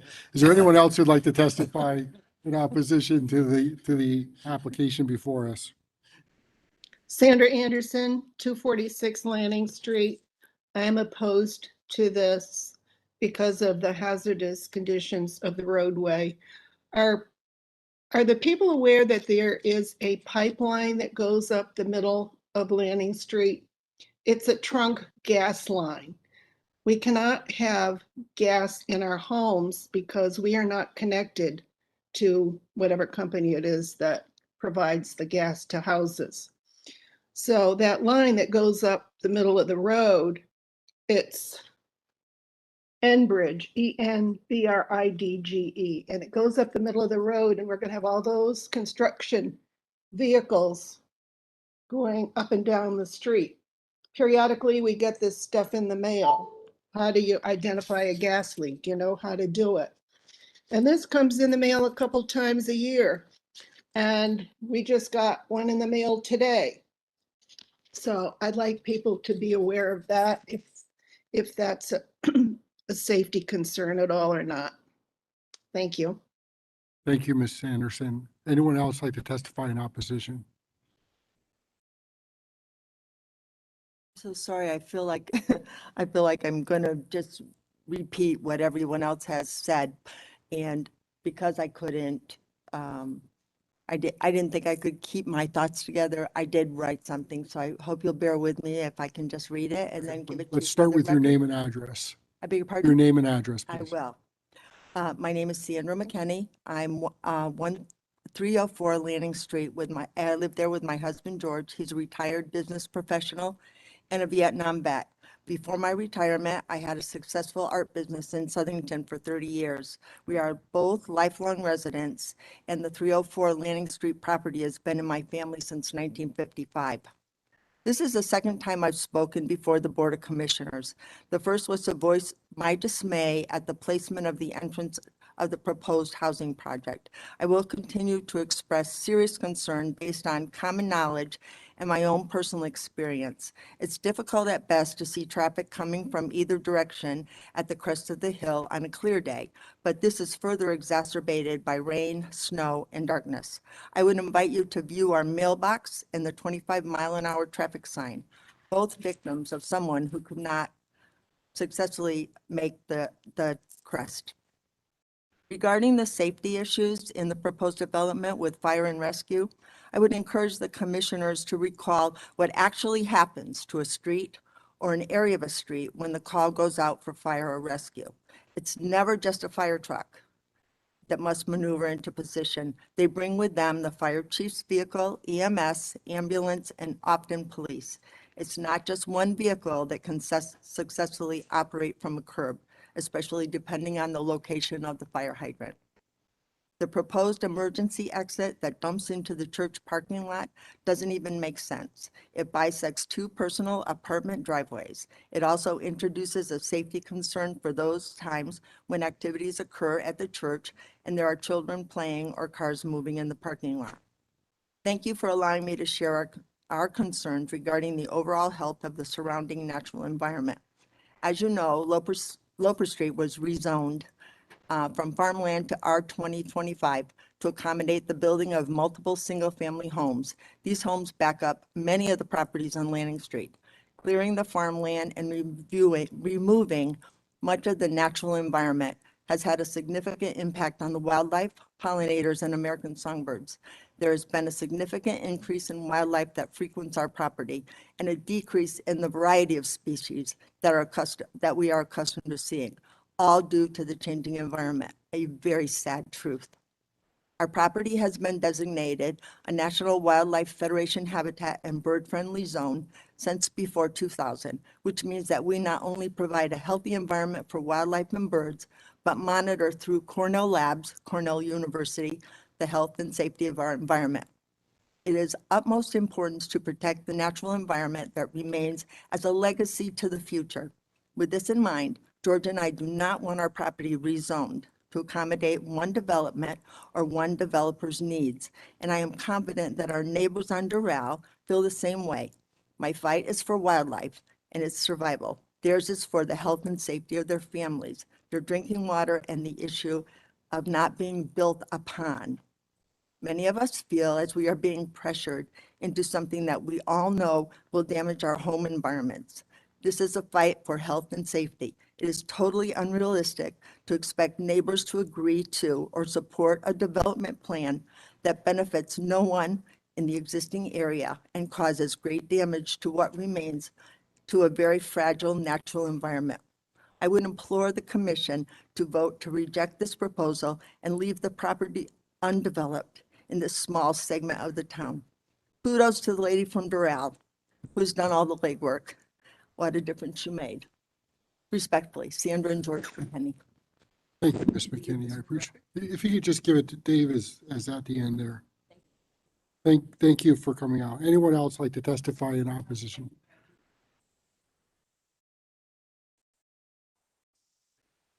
As it relates to the proposed zoning change, it's Just state your name again. I'm sorry. My name We, is- we have somebody who's taking notes, so Oh, so I'm they sorry. just need it for that. Okay, my name is Mary Beth Dorio. I live at 34 Darrell Lane. Just for clarity on this, because it's come up a little in a couple of discussions, as it relates to the proposed zoning change. The change is just for that 10 acre parcel. That's it.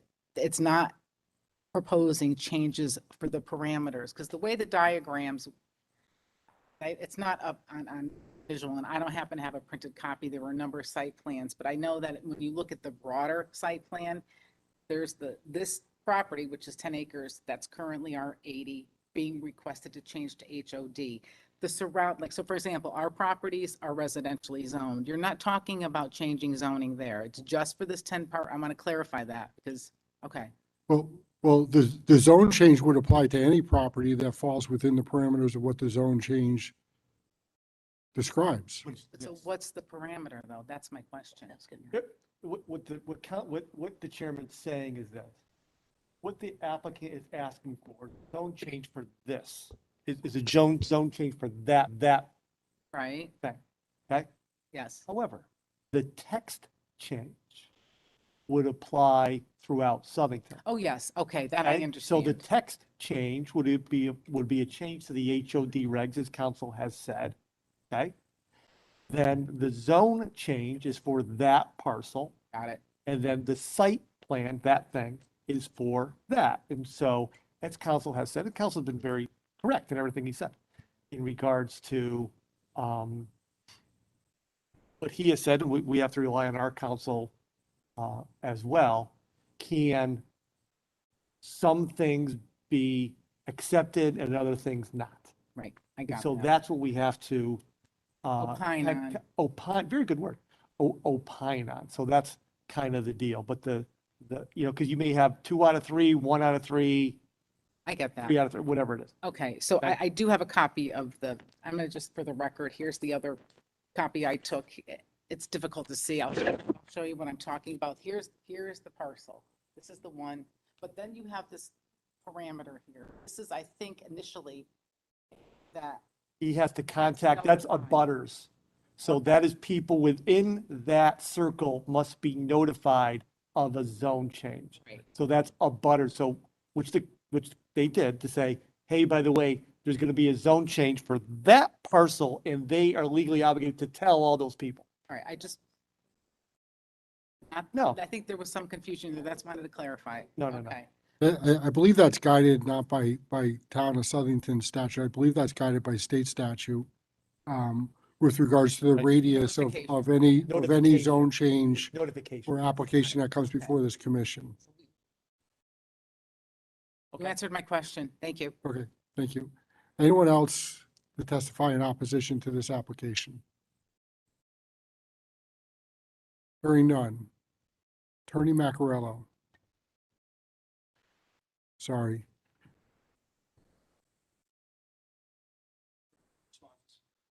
Take exception to being called a liar. If Mr. Pacheco heard me correctly, my research had shown there's nothing of record that I could find either with the Public Works or with the Southington PD. Limited to that. Stay up there for a second, Brian, because I think what we're getting ready to do is close the public hearing on this unless there's an objection from someone on the commission. So I'm going to ask you whether you want to make any closing statements prior to us closing that public hearing or not. I think the record's brought with, yeah, we could be here all night if that were the case. Just I want to give appreciate- you one more I shot. appreciate that. Brian, that's all. Okay. Okay, unless there's objection from any member of the commission, or Attorney Smith or Attorney Taylor, I think we're ready to close the public hearing on this. Any objection? Okay, let's close the public hearing. We'll move on to item 7B, Lovely Development, Inc., 6-lot subdivision application, property located at 300 Wells Street in an R40 zone, parcel size 5.66 acres, S1327. This is continued from June 1st. This was we were in the middle of a public hearing on this application when we hit the 11:30 hour 2 weeks ago. So, Mr. Chair, just for the record, I'd like to recuse myself for this okay, application. okay. And use the bathroom at the same time? That's Go- all right? Go ahead, John. All right. Granted. Yeah. After this, you could sit out there. That's okay. We'll see Commissioner Albanese in place of Commissioner Quirk at this time on this one. After this public hearing is done, I'm going to take a bathroom break to give everyone a chance to go utilize the facility. So with that, Thank you, Mr. Chairman. Attorney James Iogus, 104 Bellevue Avenue, Bristol, Connecticut, for the applicant. 2 weeks ago at the meeting, I think we prepared and produced a rather compelling argument to demonstrate that we have complied with the subdivision regulations of the town of Southington, and that the commission, sitting as a planning commission, had an obligation, if we met those regulations, to approve the application. There were 3 issues that needed answers, and I thought they were very fair questions. There was a question regarding the distance of this subdivision from the nearest wetlands.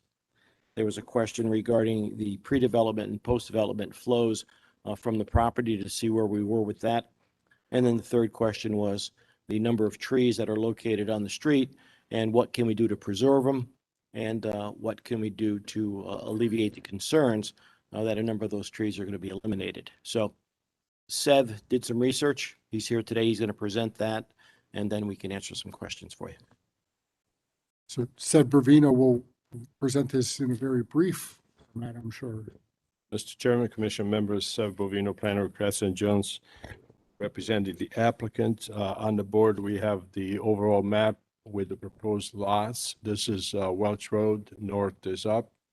The property is defined like this. To the east, we have Northridge Court. At the last meeting, there were a few questions, and I'd like to provide some answers to those. There was question of where the open space or / conservation easement area is in relation to this property. The conservation easement area, open space, is to the south of our property, is about 270 feet from the edge of road to it, in case the neighbors want to get a sense when they walk the property, okay, am I in the open space or am I in private property?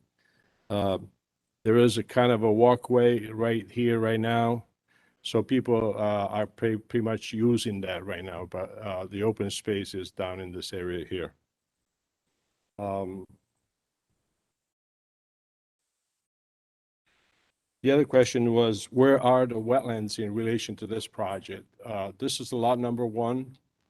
There are 2 wetlands. One is in south of lot number 1, and one is west of number 1. The one to the west is 133 feet from the corner of the lot to the beginning of the wetlands. The other one is 157 feet from the corner down to the beginning of the wetlands. The activity on the lot is another 100 feet northeast, which is basically the septic system area, which will be built. The homes on this property are built in the fairway. When you go there, these homes will fit within the fairway, and then in front of them, you have a large number of trees. They wanted to know, one of the neighbors wanted to know who owns the depression area, the depressed area in front of one of the lots here at the intersection. That property is owned by the town, is used as a detention area. The drainage system from this roadway goes into that detention area and then exits north into the Tilcon property.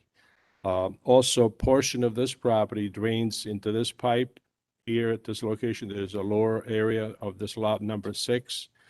So the property high point is midway through the property. Some property drains southeast to this low point, then into a pipe into the detention area and out. And the rest of the drainage, half of the property drains west, southwest, sheet runoff into the open space / conservation easement. What's proposed here from the roof drains, we have pipes that can collect the roof drains and bring it to a storage area underground. That's to increase the groundwater recharge. What also does is to reduce the runoff of the property. So drainage calculations were provided showing that the runoff of the property will be less than what is it today. We actually have less runoff after the development than prior to the development. Sidewalks are proposed along the entire length of Welch Roads. The sidewalks are constructed on the town right-of-way, which means they'll be built on the right-of-way which for Welch Road. It's not built on private property. It's built 1 foot away from a private property, but the property owners will maintain the sidewalk, as you know. We located the existing trees within 20 feet of that proposed walkway to determine how many trees will be impacted by this, because there was a question. There's a total of 90 trees from east to west to this location. 30 of those trees will be impacted by the sidewalk. And it's impacted by the sidewalk because there's a grading necessary. When you build a sidewalk, you need to go only 8 inches above the gutter of the roadway. So you go up, build a sidewalk. By doing that, in many areas, you have to cut the grade to accommodate that. To cut the grade, then you slope up to the existing grade. When you do that, you either directly impact the trees or you impacted the root system of the trees. So it's necessary to cut them down. Otherwise, they're going to be problematic in terms they may fall during a storm or they may die a year later. So there's 30 trees that are subject to this problem. The choice is either to not construct a sidewalk, because our opinion is that this is an off-site improvement because these lots are proposed on an existing roadway. This is not a new roadway that we are proposing like we did for this subdivision. Or either we construct the sidewalk and back the trees and we do the best we can to reduce the number of trees that need to be cut, or we need to waive the sidewalk. So that's the question. That's my presentation. And it's not really a waiver on the sidewalks, and sidewalks are not required in this subdivision. It was just a component of our application that we could readily delete if the commission desires that the trees are more important than the sidewalk. Again, I don't vote. My opinion is sidewalks are always a benefit to the town, and eventually they're going to lead to something else. I think that if you can retain 60 trees out of the 90 that are there, I think it's done a pretty good job. Anything else to add? Any questions for members of the commission? Commissioner Santaco? Yeah. So thank you both for what you did. I guess on the trees, because I think I asked too, I think part of the confusion was my fault for not being swift, is when the site plan said, well, we have 3 trees per lot, and my impression was that was it, that there was only going to be 3 trees per lot, and that whole thing was going to be taken down. So that's kind of the genesis of that, but I'd rather have a sidewalk, particularly on that road. And so I just respectfully ask in construction, because, when you start moving dirt, stuff happens. I get it in construction.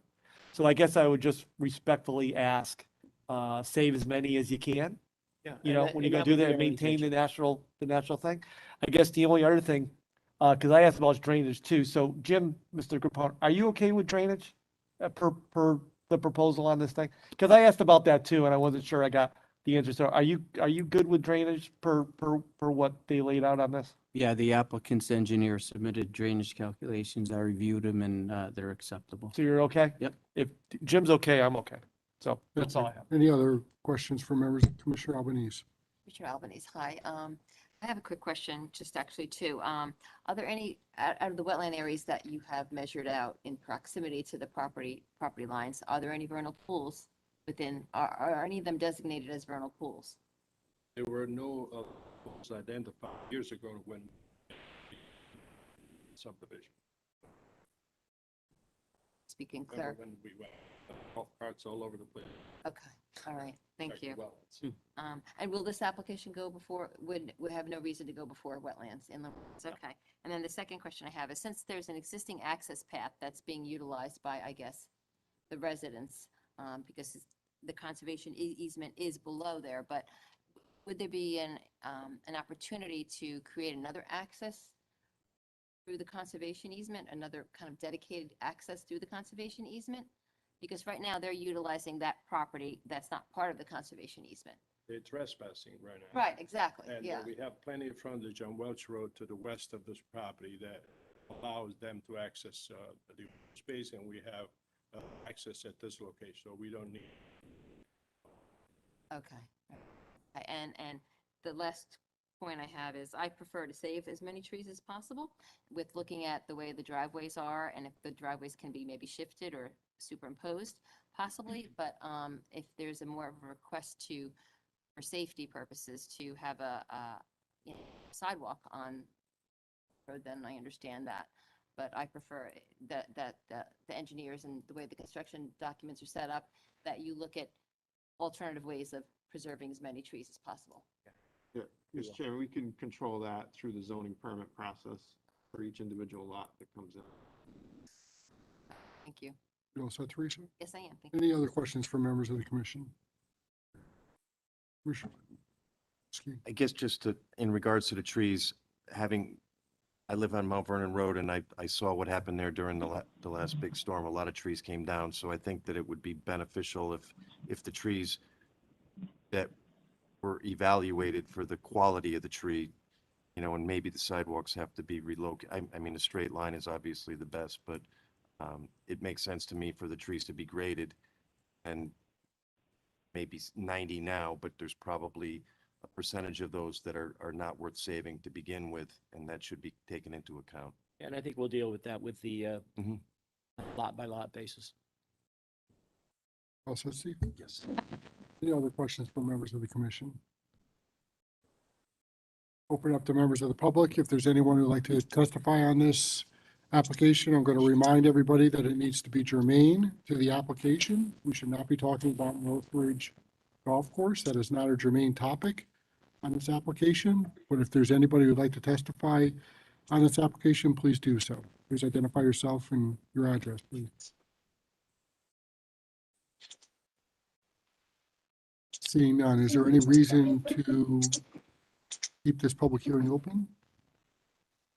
Seeing none, we'll close the public hearing. Moving on to item 7C, Samantha and Chris Boswell, home occupation application for a cottage food license, property located at 453 Pleasant Street in an R2025 zone, HO 79.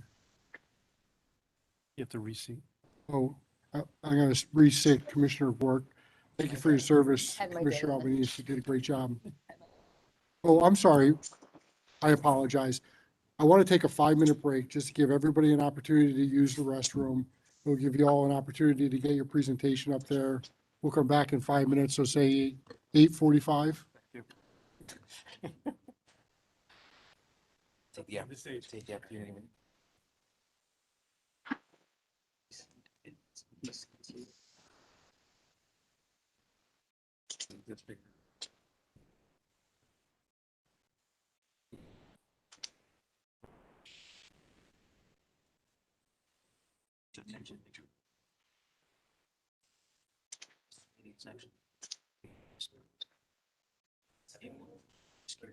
There'll probably be discussion.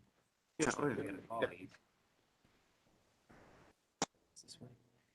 Yes, fishy.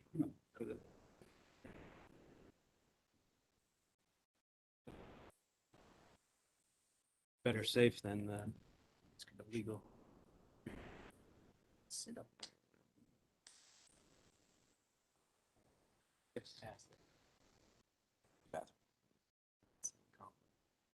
Yeah, it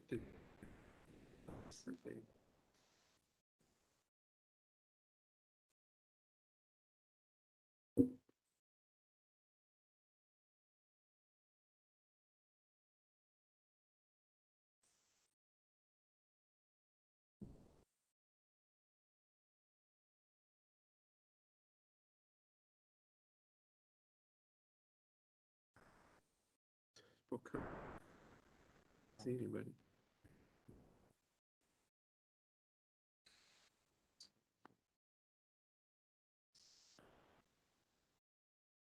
Six lots.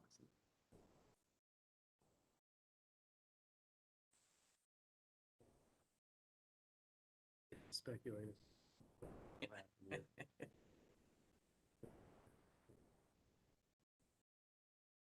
Be wet there. I mean, they.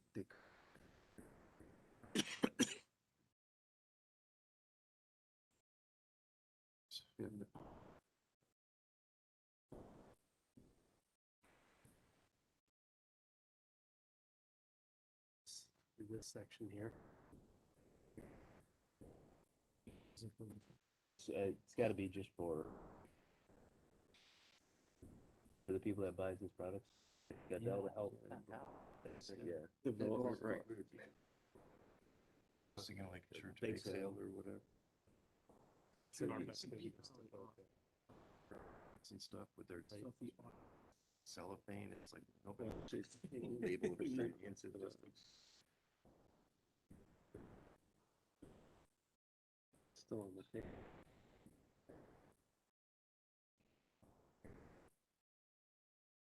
Oh, within that.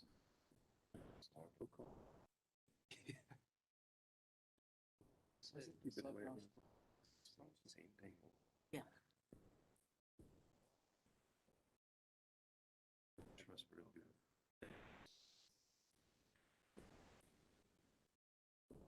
Some parking going south. Yeah. Parking lot. It's gonna happen.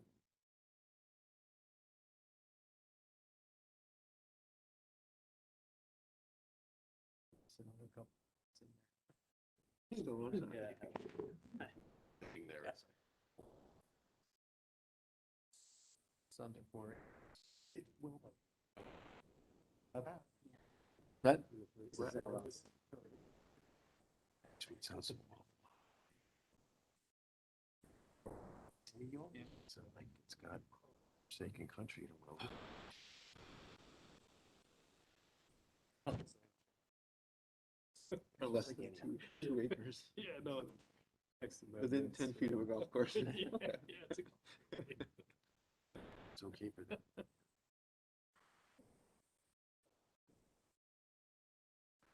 Should be. Yeah, mine's kind of. But I'm not sure. Everybody was saying it's gonna be on red. Check.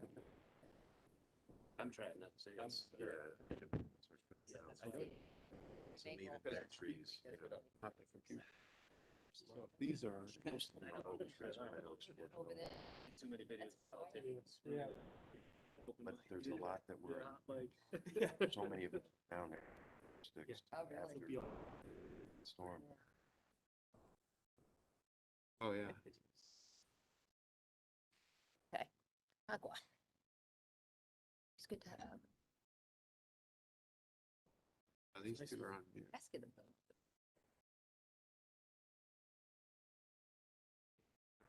60 now. Actually gained 3 more after we closed the hearings.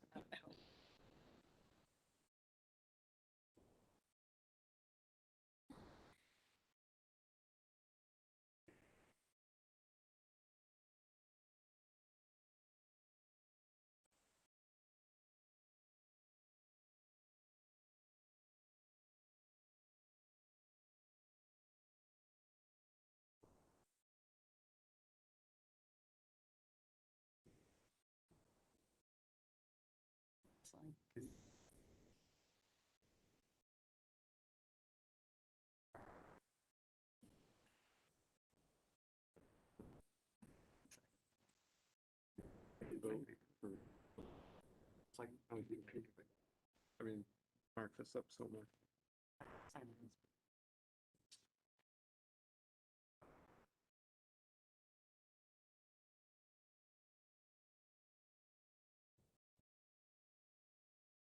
It's off of,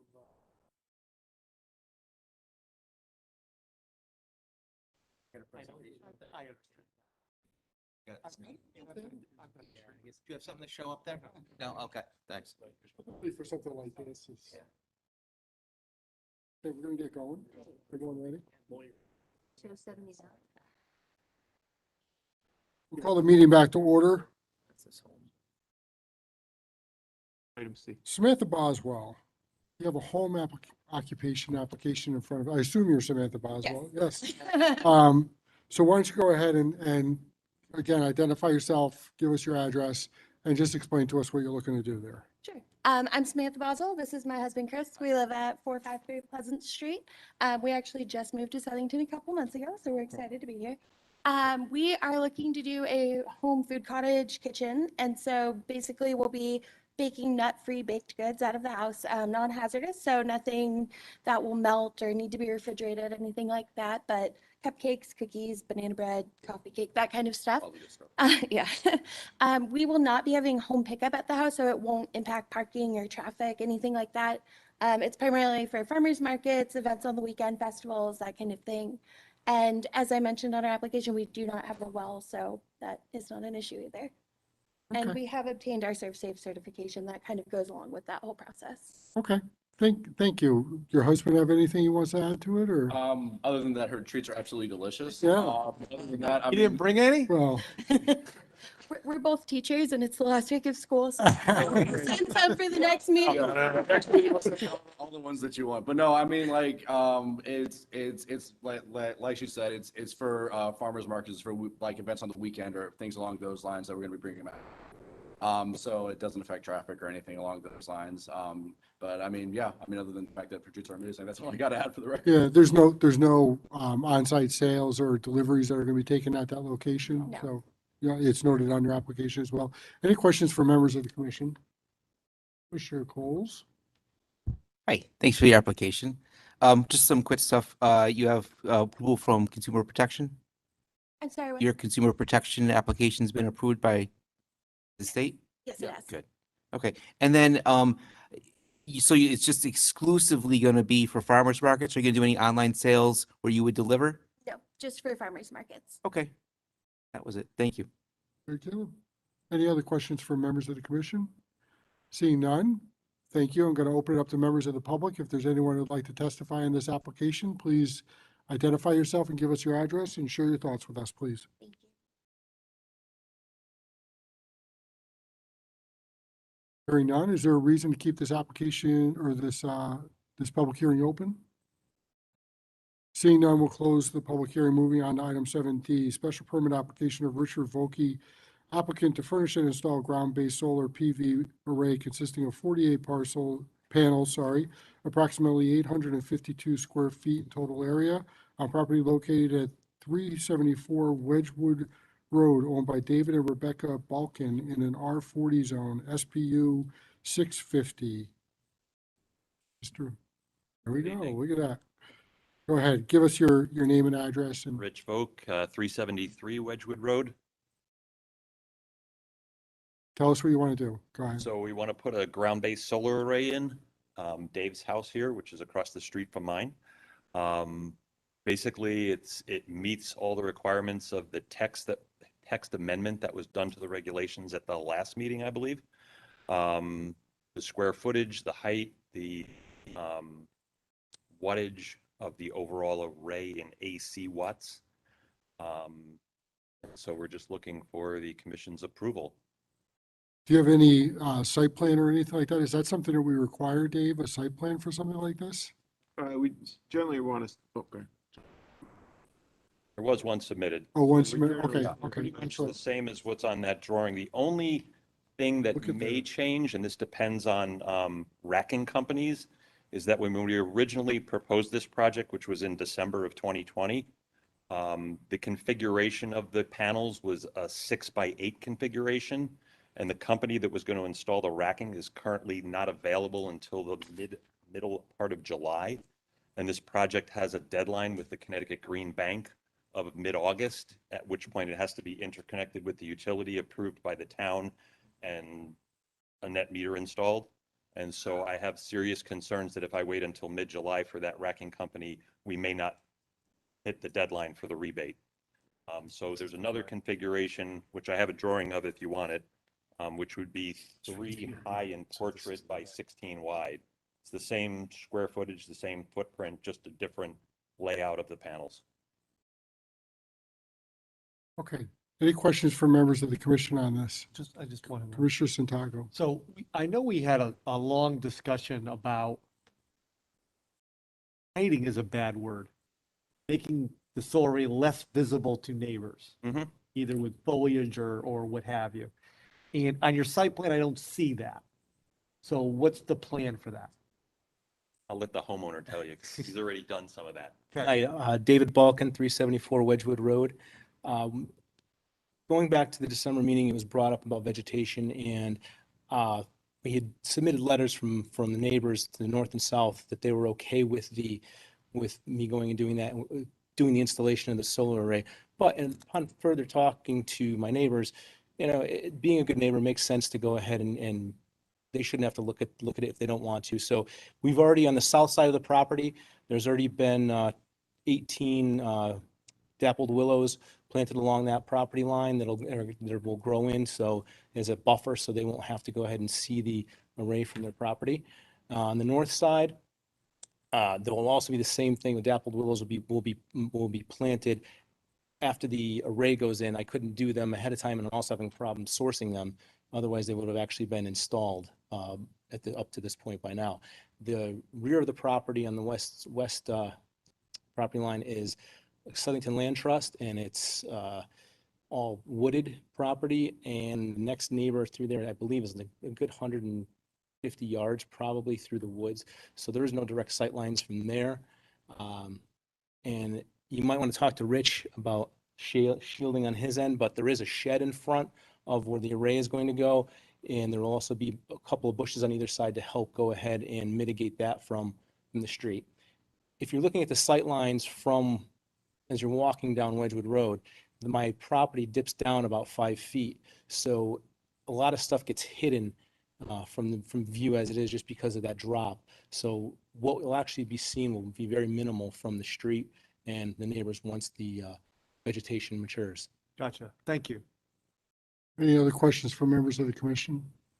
Just one quick, Commissioner Woloski? what kind of willows were you calling them?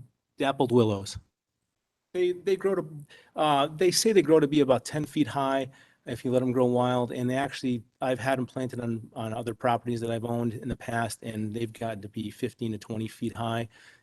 They're a really pretty bush. They're a variegated. Is there a different name? Do they go by a different name? There's a Japanese name, and I can tell you what it is. Give me 1 second.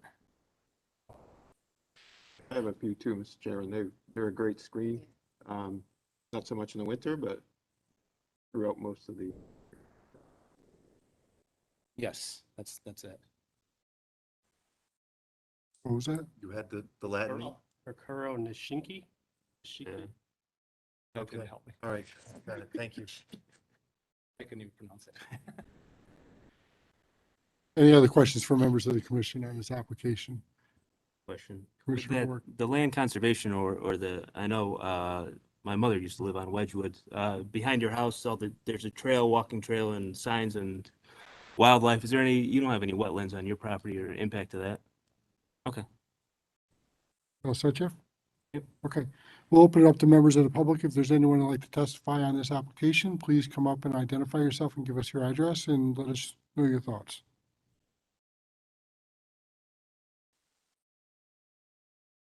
Hi, I'm Val Guarino from 1432 East Street. I'm representing Southington Land Trust, which I don't have any objection to the solar array. It's great, it's environmental.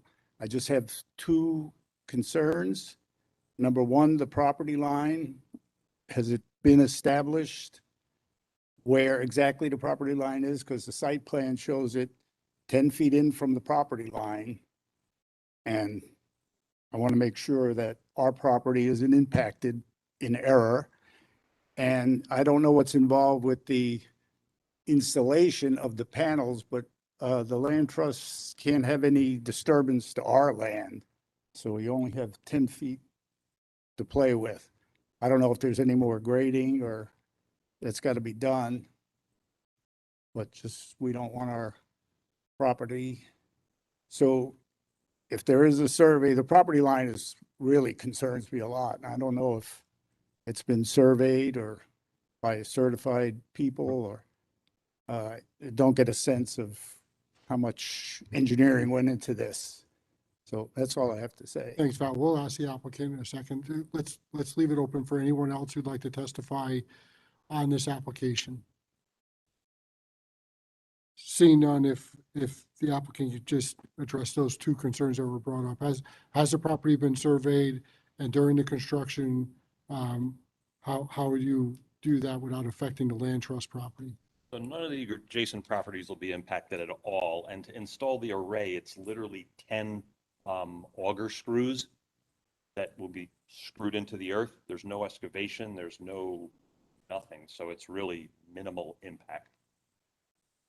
I assume you have a survey of your, I know I have one of my land that I live across the street. Right. We have the survey on record, and it will be taken off the pins from the street to make sure that we stay within the boundaries that are required by the regulation. Okay.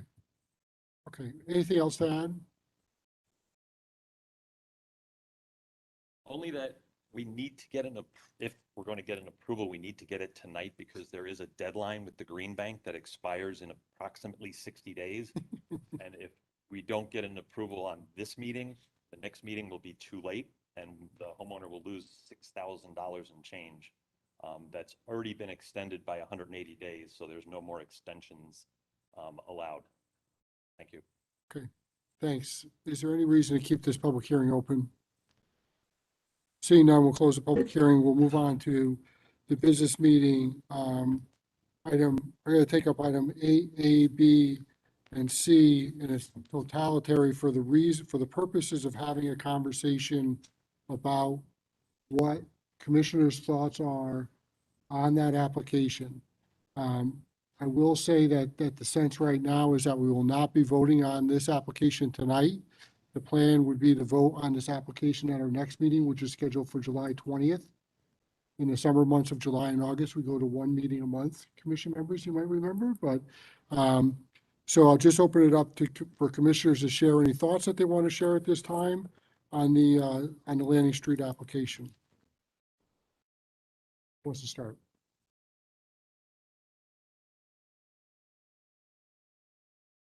Anyone?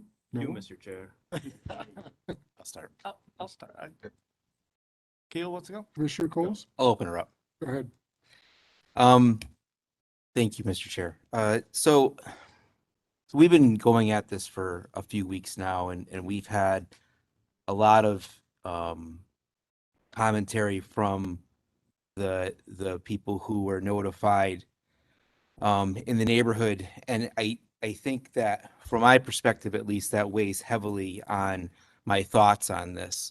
While a lot of evidence, quantitative evidence was submitted by the applicant, the qualitative reports that we received from the people who live in the area can't be ignored. And while Attorney Maccarello in his report discussed that that there were no obvious complaints to the police or public works, we have heard testimony from the applicants or from the public to the contrary. And again, as Attorney Maccarello noted, that it is in his research, and this is what was reported to him. And I want to be clear that I'm not calling you a liar. I'm just putting the two things out there. But I think that, I had said this weeks ago, I think, and I think it was again highlighted in the public comment today, is that what we do today will impact the long-term safety of the neighborhood going forward. And we've heard a lot about different structures and construction that's going to be done, or that has been done, and that adding this much density will logarithmically increase the hazard along the street more than it would be designed if we were to keep the existing zone. I'm not going to talk just to talk, but I think that was my biggest point. And I still, when I brought that up in the beginning, I still haven't been satisfied by the really impressive technical testimony of the applicant. And I still have that anxiety that the existing street isn't going to be able to safely handle this many more houses in a densely built development. So I think those are my thoughts. That's where I'm going, just to kind of open this thing up. Thank you, Mr. Chair. Thanks, Caleb. Any other commissioner would like to share their thoughts? Commissioner Santago. Sure. I'll commend the applicant for working with staff and doing everything they can. It's been very amenable to anything we've said and made changes for that. Everything that they've done, they're well within their rights to do. In terms of, we see text changes all the time, and text changes are always to fit the particular thing that they're coming for, or else we wouldn't get it. So that's all legal and fine. And we get zone changes all the time, and it's to fit a need. So everything there, I don't have any issue technically with anything. They do as well within their rights, and they've done a good job of that. In regards to the HOD, I think some of the language being proposed to change the HOD to me is a bit problematic. I'll go to 3-08-4. In regards to just the 30 acres in general and instituting the 10 and having it be near highways, I-84 and all that. And I understand what the applicant did in order to fit that, and that's fine. But for us, and I know Caleb, this is kind of your line of questioning as well in regards to in perpetuity, we have to live with that.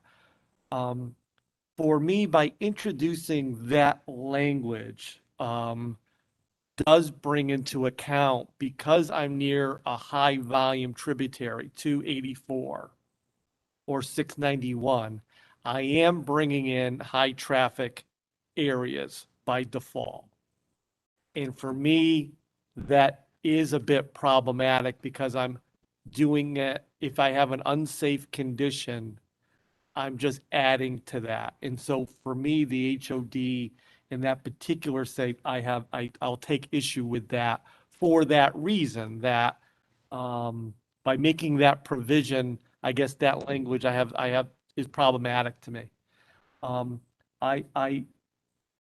While density in regards to 830G, we're not supposed to consider in regards to that. So some of the other language in regards to section 3-08-5 in regards to moving between 30 feet to 20 and all that,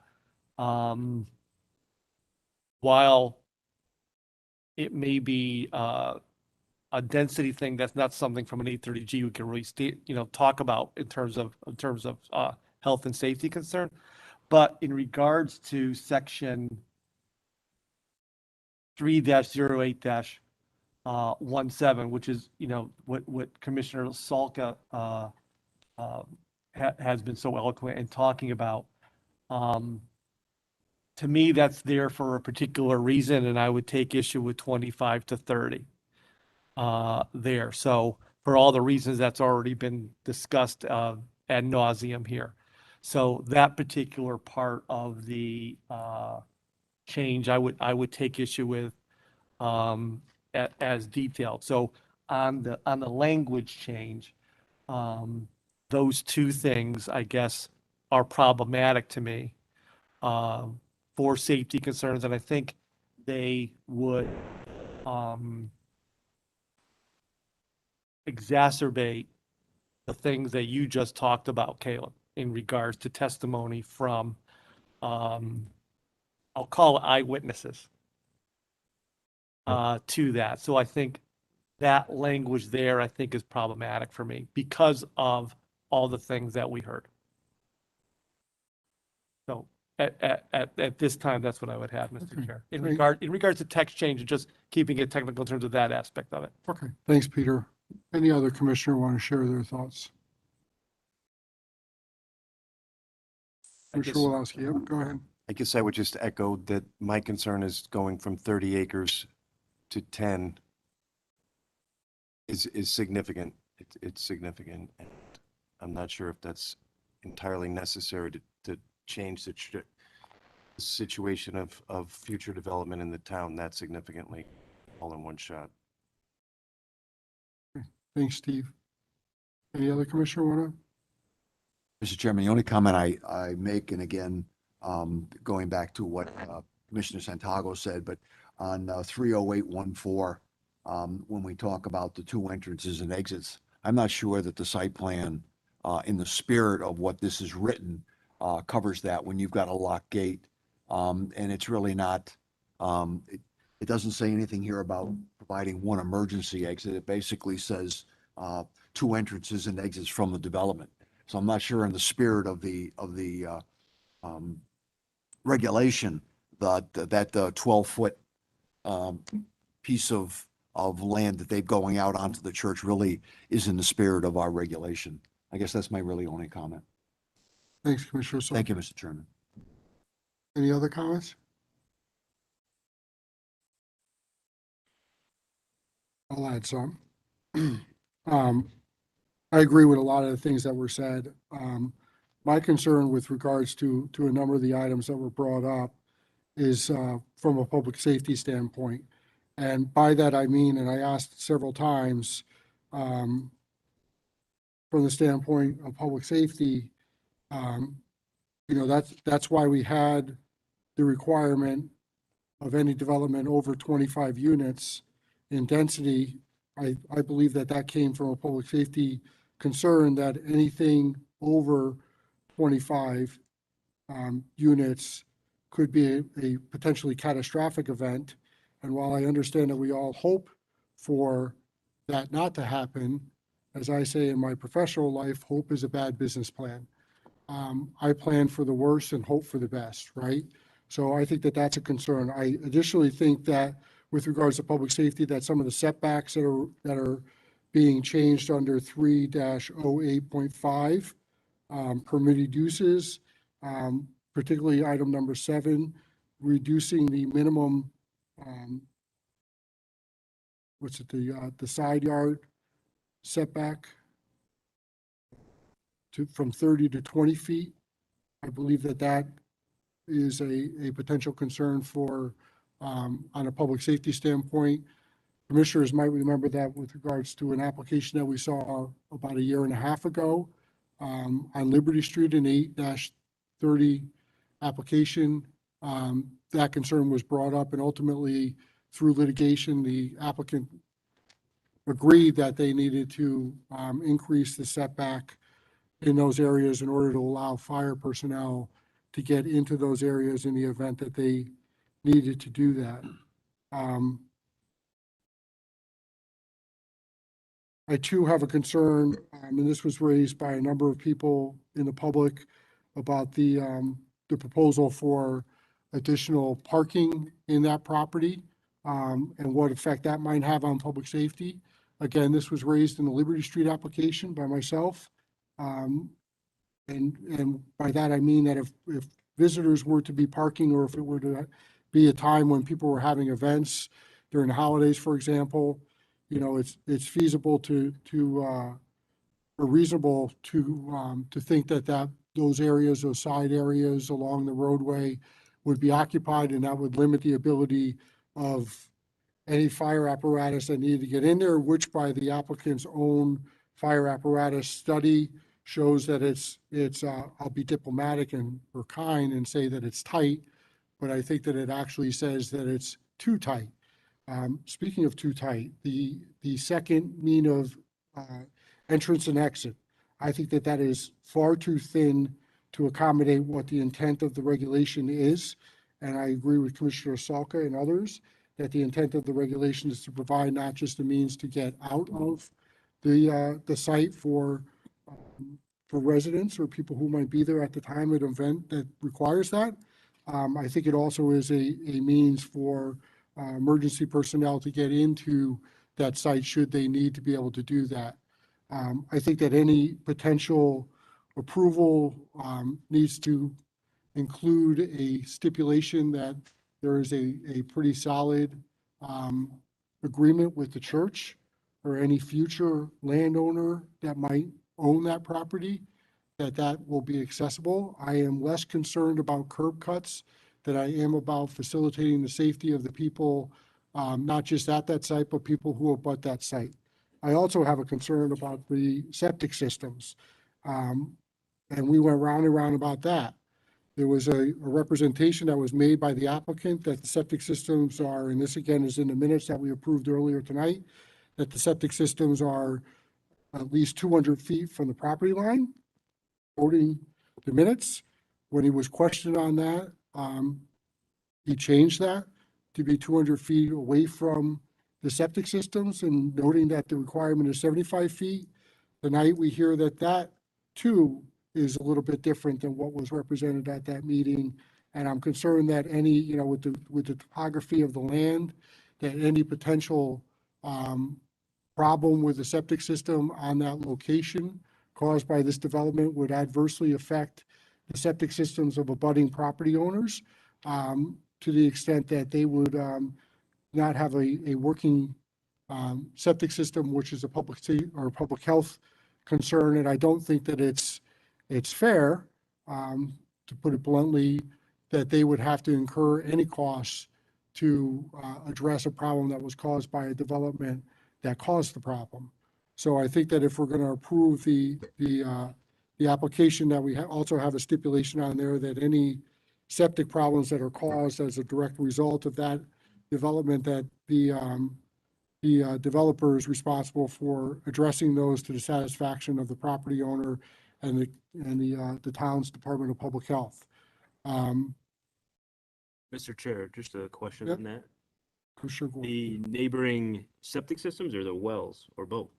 Both, actually. Because you said septic systems, I thought you meant wells, so I just, I did. I mean, I'm relatively satisfied that the well situation is not one that is going to be a problem, although you know, it could be. Yeah. And I think that needs to be considered when we adopt any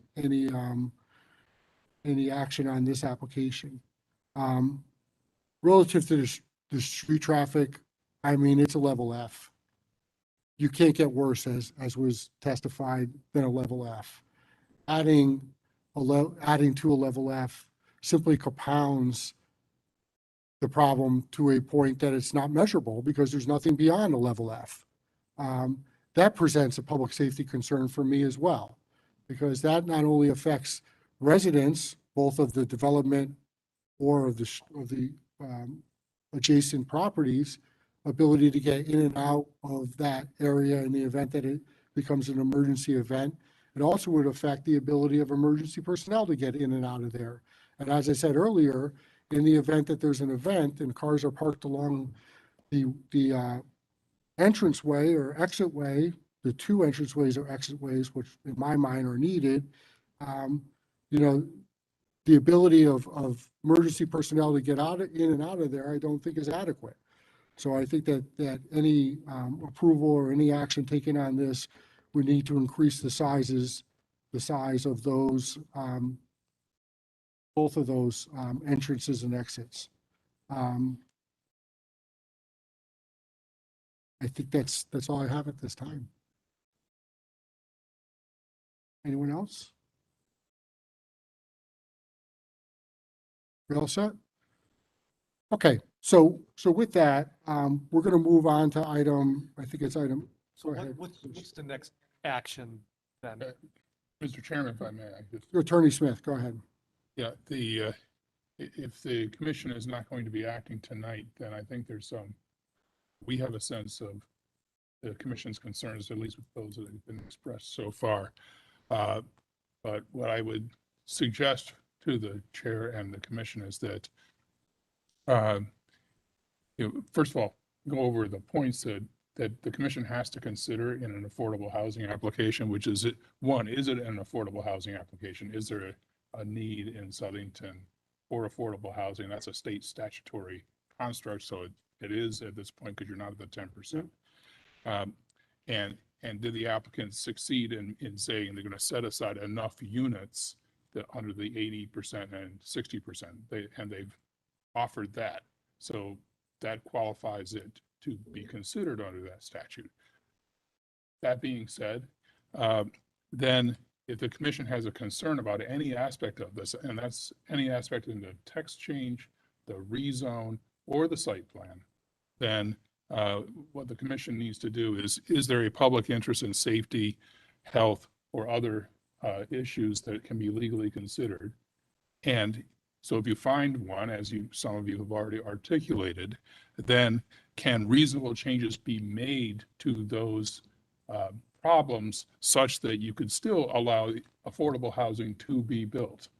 And if there are no reasonable changes, then you would have to say no. But if there are reasonable changes, such as the chair, for example, was saying, well, maybe you could widen or create an access way that meets the current regulations instead of the one that the applicant has suggested to the church, that could be construed, if that's what the commission finds, as a reasonable change. Now, the applicant may disagree or whatever, but that's the analysis you have to go through for each aspect you're going to do. And then I think I just want to remind the commission, as you know, because you've been through these a number of times, that whatever decision you make, whether it's an approval with modifications, or denial, the applicant has, the applicant, if it's a fully approved, they're not going to challenge anything. But if there's approval with modifications or a denial, they have two choices. They can, within 15 days, take an appeal like any applicant would do, or under 830GH, they can resubmit trying to address the commission's concerns and still preserve their right to appeal the original decision and come back in and seek a modification. That's that whole process that you've been through before. So that's the alternative. So with that in mind, it's a long-winded way of saying, Mr. Chairman, that we could write motions for all three and in draft, and then present them to you, and then the commission can change them any which way you wish. That would be my suggestion. Yeah, I think that's a great idea, Attorney Smith. What's the sense from the rest of the commission members? Agree. I always seek legal counsel, particularly on this type of thing, so that's good with me. So Attorney Smith, go ahead. That's very similar to the process we did with our last 830G. Yeah, I recall that. Thanks, Jeremy. So I think that Attorney Smith, you have some work to do. And I would hope that, when we come back here at our next meeting scheduled for July 20th, that we would have that draft language at that time. Yeah, we'll have it ready for you. We'll let it be presented, and then we'll enter into, taking action one way or the other possibly on this application. So unless there's anything else you want to add, I just would excuse you and thank you for your time. And Thank you. so everybody knows Attorney Smith flew back from his son's graduation at Stanford University, took a red eye overnight to be with us today. So Thank you. he comes straight from San Francisco. He may still be on Pacific time, but I and guess I'm not going to complain about being tired. yeah. Okay. And to Mr. Fergola and Brian, there's no other actions can be taken on this evening. So if you wanted to leave, that's fine as well as any other member of the public who wishes to who's hanging around for this one. So Dave, do you have something? Was there a formal motion to table the three? Oh, okay. Yeah. Can we get a motion to table items A, B, and C? Mr. Chairman, so move. Commissioner Salka makes a motion to table. Any second? Second. Commissioner Coles makes a second. Is there any discussion? Seeing none, voice vote, all those in favor? Aye. Aye. Any opposed? No? Just a slap in my hand. We're good to do all three of those at the same time for this purpose. Dave? I believe so. Yeah. Table it, correct.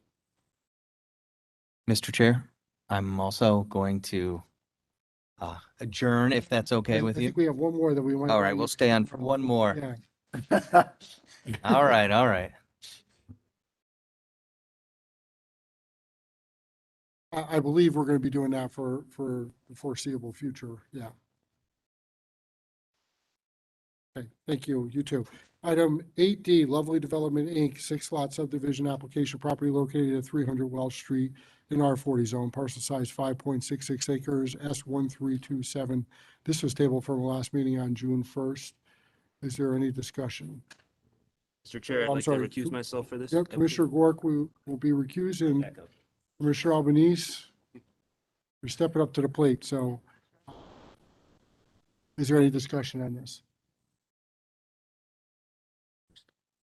We could, I'm gonna, sure, go ahead. Mr. Chair, make a motion to approve S1327 as submitted on the site plan. We have a motion to approve. Is there a second? Commissioner Albanese with a second. Any discussion? I have a question for either Attorney Taylor or for Dave or for both. Does this application conform with the regulations that are relative or pertinent to subdivisions? In my opinion, it does. Dave? And Attorney Taylor, given that this application meets the regulation, are we obligated to vote in the affirmative on this application?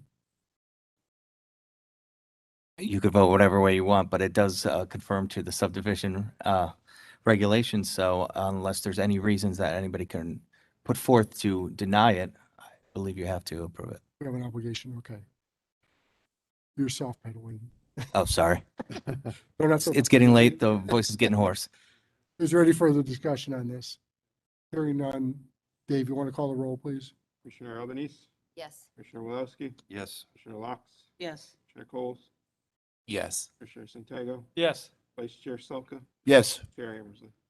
Hammersley is a yes, motion passes 7-0. Thank you. You can leave now, Jeremy, if you'd like to. Thank you. Yeah. Have a good night, everyone. Thank you for being here. Appreciate your time. Item 8E, Samantha and Chris Boswell, home occupation application for a cottage food license, property located at 453 Pleasant Street in the R 2025 zone. HO 79. Do we have a motion? Mr. Chairman, make a motion to approve 8079 as submitted. We have a motion. Do we have a second? Second. Commissioner Locke with a second, and I will note that Commissioner Gork is seated again. Commissioner Albanese, thank you for your time. Is there any discussion on this application? I'll say what I say all the time on these. This is a great thing, and I wish you all the luck in the world. With that, Dave, can you call the roll, please? Commissioner Gork? Yes. Commissioner Wilowski? Yes. Commissioner Locke? Yes. Commissioner Coles? Yes. Commissioner Santiago? Yes. Vice Chair Selka? Yes. Chair Hammersley? Hammersley's a yes, motion passes. Congratulations, best of luck to you. I look forward to it. Item 8F, special permit application of Richard Volkey, applicant to furnish and install a ground-based solar PV array consisting of 48 panels, approximately 852 square feet in the total area on property located at 374 Wedgewood Road, owned by David and Rebecca Balkin in an R40 zone, SPU 650. Mr. Chairman, make a motion to approve SPU 650. Motion for Commissioner Salka, second. Second. Commissioner Locke. And I also want to say it's nice to see that you contacted all the neighbors. Yeah. Thank you. Yeah.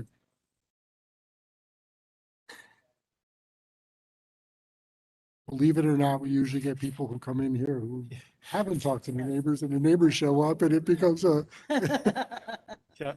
along the lines of the concerns that were brought up by the Southington Land Trust, is there any need to put any stipulations on this in the commission's opinion with I don't- regards to the survey? It seems to me that he answered the question about the property lines, and the other question was about the disturbance of the property Yep. of excavation, and there is none. So I think that's been satisfied I agree. to the land trust satisfaction as well. Okay. I agree.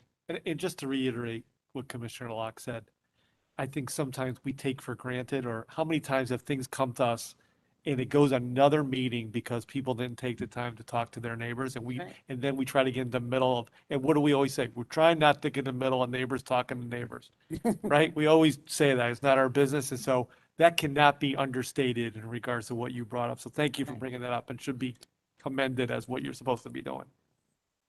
Just a quick Commissioner Walowski, yep. question, but as part of a special permit, is that buying a butter as part of? Yes. But it's another step, and it sounded like the step that the applicant took was to actually knock on the door and engage or invite Versus just sending a a letter. conversation instead of just sending a letter in the mail. Yeah, Just correct. Just a, Right, just a question. right. Mr. You'll, Chair, you'll see what we mean, Steve, soon Yeah, enough. Don't worry believe about it. I Commissioner just Cole. have yeah. a question, and this is more for general knowledge. How is it documented that, and with regard to the question from the land trust, that it is actually, so they're gonna work off the pin that the applicant had the survey done. Who certifies? Is that like the staff that would certify that that's where? Yeah, Mr. Chairman, it still has to go through us being staff for a zoning permit as to the location of it for setbacks. So we'll take a look at what he has. We can verify it with what we have. There should be an as-built for it, which you can absolutely scale, to the foot. So I'm confident in that. Great, thank you. Thanks, guys. Great answer. Good. Okay. No other discussion? Roll call, Dave? Commissioner Gork, Yes. Commissioner Walowski, Yes. Commissioner Locks, Yes. Commissioner Coles, Yes. Pantego, Yes. Vice Chair Salka, Yes. and Chair Hammers. Hammer says yes, 7-0, motion passes. Congratulations, best of luck. I'm glad, I got my gavel back. I hear it. Dangerous now. Yeah, thank you. Item 8G, Romano Parker and Associates, applicant site plan application for a gasoline filling station and convenience store car detailing property located at 1608 Mariner Waterbury Road, owned by Midstate Manufacturing, B zone, parcel size 1.37 acres, SPR 1818. My understanding is the applicant has asked for a tabling on this matter. Can we get a motion to table? So move, Mr. Chairman. I'm going to give it to Santago, just to Okay. mix it up a little bit. I'll second it then. And Commissioner Solka with a second. Is there any discussion on this? All those in favor, say aye. Aye. Any opposed? Motion passes. Item 8H, Southington Chester Community YMCA application for extension of earth excavation for removal of 125,912 cubic yards of material property located at 1,000 East Street in R80 zone, parcel size 141.6 acres, EE 141.1. The applicant, I don't think this is ready for action, correct, Dave? Correct, the table has been requested for this and item I, which pertains to it. Could we make a motion to table both item H and item I? We do that simultaneously? Yes, as long as you reference, it's a. Okay. Second one is. It's the first. same property. Mr. Chairman, I'll make a motion to table items H and I.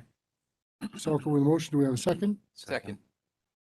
Wolowski with a second. Any discussion? None? All those in favor? Aye. Aye. Aye. Any opposed? Motion passes. Item 8J, Great American Donut Site Plan Modification Application for a new restaurant building with a walk-up and drive-through pickup window service, property located at 756 Main Street in a CB zone, parcel size 2.01 acres, SPR 1820. This was tabled from June 1st.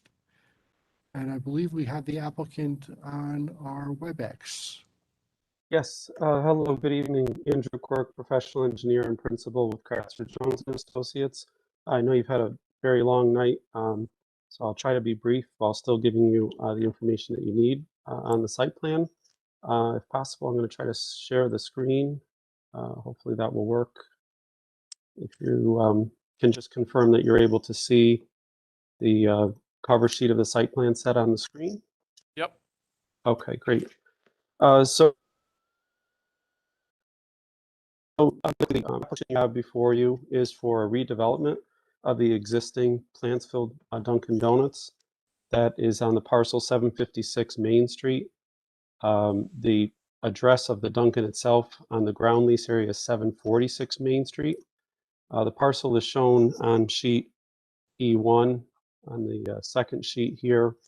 Again, it's a 2.01 acre parcel in a CB zone located in the center of Plantsville. On the sheet that's here, Route 10 is to the right, Main Street, and the Quinnipiac River is to the northwest, which is on the bottom left of the sheet. The ground lease area is for the parking area and the present Dunkin' Donuts that's in the southeast corner of the parcel. It's presently a walk-up only Dunkin', and the proposal before you is to redevelop that site as a walk-up with patio area and a drive-through location. We've been staffing for quite some time now to come up with a modification to their new prototype, which is typically now just a drive-through only for many of the locations. And in recognition of the location in the center of Plantsville and the proximity to the trail, we are modifying that with a walk-up window and a large patio area towards the front while still accommodating the drive-through. The proposal before you shows 8 parking spaces, where 4 are required for the 4 outdoor patio tables in the patio area towards the front of the site. The site would be redeveloped with an one-way entrance towards the easterly portion of the site, with a full drive-through lane and exit lane throughout the site, so that there would be complete access to the parking area or to bypass and exit the site. The state, of course, being along Route 10, we do have to apply for an encroachment permit, and they typically for sites look for a queue from the pickup window of 12 cars, and the proposal before you has provides 16 cars on site. The pickup window is located here on the westerly portion of the building, and then at the 6th car is the menu board to place the order, and then we're showing the remaining stacking area adjacent to the building queuing around. The parking is designed for employee and patrons with a walkway that would connect along the town walkway towards the front of the building. We did spend a lot of time on design to avoid pedestrian conflicts, both for those walking along Main Street and from the parking area. So we've introduced these decorative walls that will define the patio. They're just 2 feet high, but to ensure that people are not walking across the parking area and across the drive-through window in the walkways. The proposed building is 1,006 square feet. It complies with the regulations in terms of landscaping for the street trees, new landscaping areas. All of the improvements along Main Street would conform to the town redevelopment project for Plantsville in terms of the brick paver style. And match the patterns that are being developed throughout the entire center of Plantsville. For the stormwater plan, presently there's 7,906 square feet of impervious. That'll increase to 12,723 square feet, and that will be handled by a rain garden area towards the rear of the property. So the increased impervious area will be directed and collected in that rear area, where through the plantings and just natural soil infiltration will result in 0 increase in runoff through the 100-year storm event. And all of it connects to the existing catch basin that's in the parking lot today. We are providing a loading area. That was something that came up in one of the later comments. Also, I'll go back in terms of the modifications by colonial style features in harmony with the center of Plantsville. We do have the architect online if there's particular questions about it, but elevations were submitted and a cupola was added per town staff comments to try to really ensure that it has a colonial look, different than just the standard prototype, but in harmony with the colonial center there in Plantsville. We have been working very closely with town staff to try to address all the comments. I believe we have addressed all of those. There were a few notes today that came out of those comments that I can just address. One being that we did identify a loading area in front of the dumpster area for the standard box truck deliveries that would take place for the restaurant. When the town project is at the stage where they've identified the type of brick pavers and the details and the lightings, we'll incorporate that in our plans to match, just the same as that improvement project. We're showing a grease trap internal to the restaurant, but we do agree to the larger 1,000-gallon grease trap if required for the type of restaurant that would be provided as well. And there was a comment about the dumpster pad detail, and we've addressed that. So I think we've addressed town staff comments and working through with them. Tried to be brief on my presentation, but I'm happy to try to take any questions. Thank you, Andrew. Are there any questions for members of the commission? Andrew, could you tell me again, what number of parking spaces did you say? I thought you said 8. Yes, 1, 2, I'm only 3. counting 2, 4. I'm only counting I 6. think I misspoke in that there are 6. Yes, I think I misspoke. There's 6. There's 4 required, 1 per 2 seats, and there's the 4 tables with 2 seats. But that you are correct. There's 5 6. plus 1 handicap. Okay. And Dave, the questions that were posed by your predecessor, have they been answered to your satisfaction? Yes, Mr. Chairman, I actually reviewed this plan myself, so everything satisfied. They made changes that we requested. Okay. Mr. Grappone, the questions that were posed by you to the applicant, have they been satisfactorily answered? Yes, I want to just reiterate on the stacking requirement. I personally checked with Conda on the requirement. And they did get back with me. There is a minimum 280-foot length from the pickup window, which is approximately 14 vehicles. And this application exceeds that for a total of 300 feet. So unlike the one that's up the road, which is about 60 feet short, you're going to see a lot of vehicles on occasion coming out onto North Main Street in that occasion. So I'd like to thank the applicant for making those changes. And that's continually backed up there in the morning at other location. But Andrew, you talked about the delivery, and you mentioned a box truck. The intent is to have the use of a box truck as opposed to an 18-wheeler for any deliveries at this location, correct? Well, most of the deliveries would be by the box truck. Then they typically have the larger tractor trailer for the weekly deliveries, more the paper and dry products. And we did comment with the town staff that that may be accommodated either through the municipal lot, or sometimes they do just have to back up in the site. That's what they presently do today during off-peak hours. Being a drive-through only location, this does have more limited hours. I don't have it in front of me now, but I believe it's from 5 a.m. to 8 p.m. So trying to accommodate off-peak deliveries when they can back up in the site. So there's a couple alternatives for the larger delivery truck, but the more frequent box truck can be accommodated in front of the dumpster. Okay. Any other questions from Commissioner Williams? So it's your impression that the traffic's not going to back out onto the street like it does in other locations? Correct. With this additional, the queuing, exceeding the DOT requirement for the queuing is obviously significant to making sure that it doesn't back up on the street.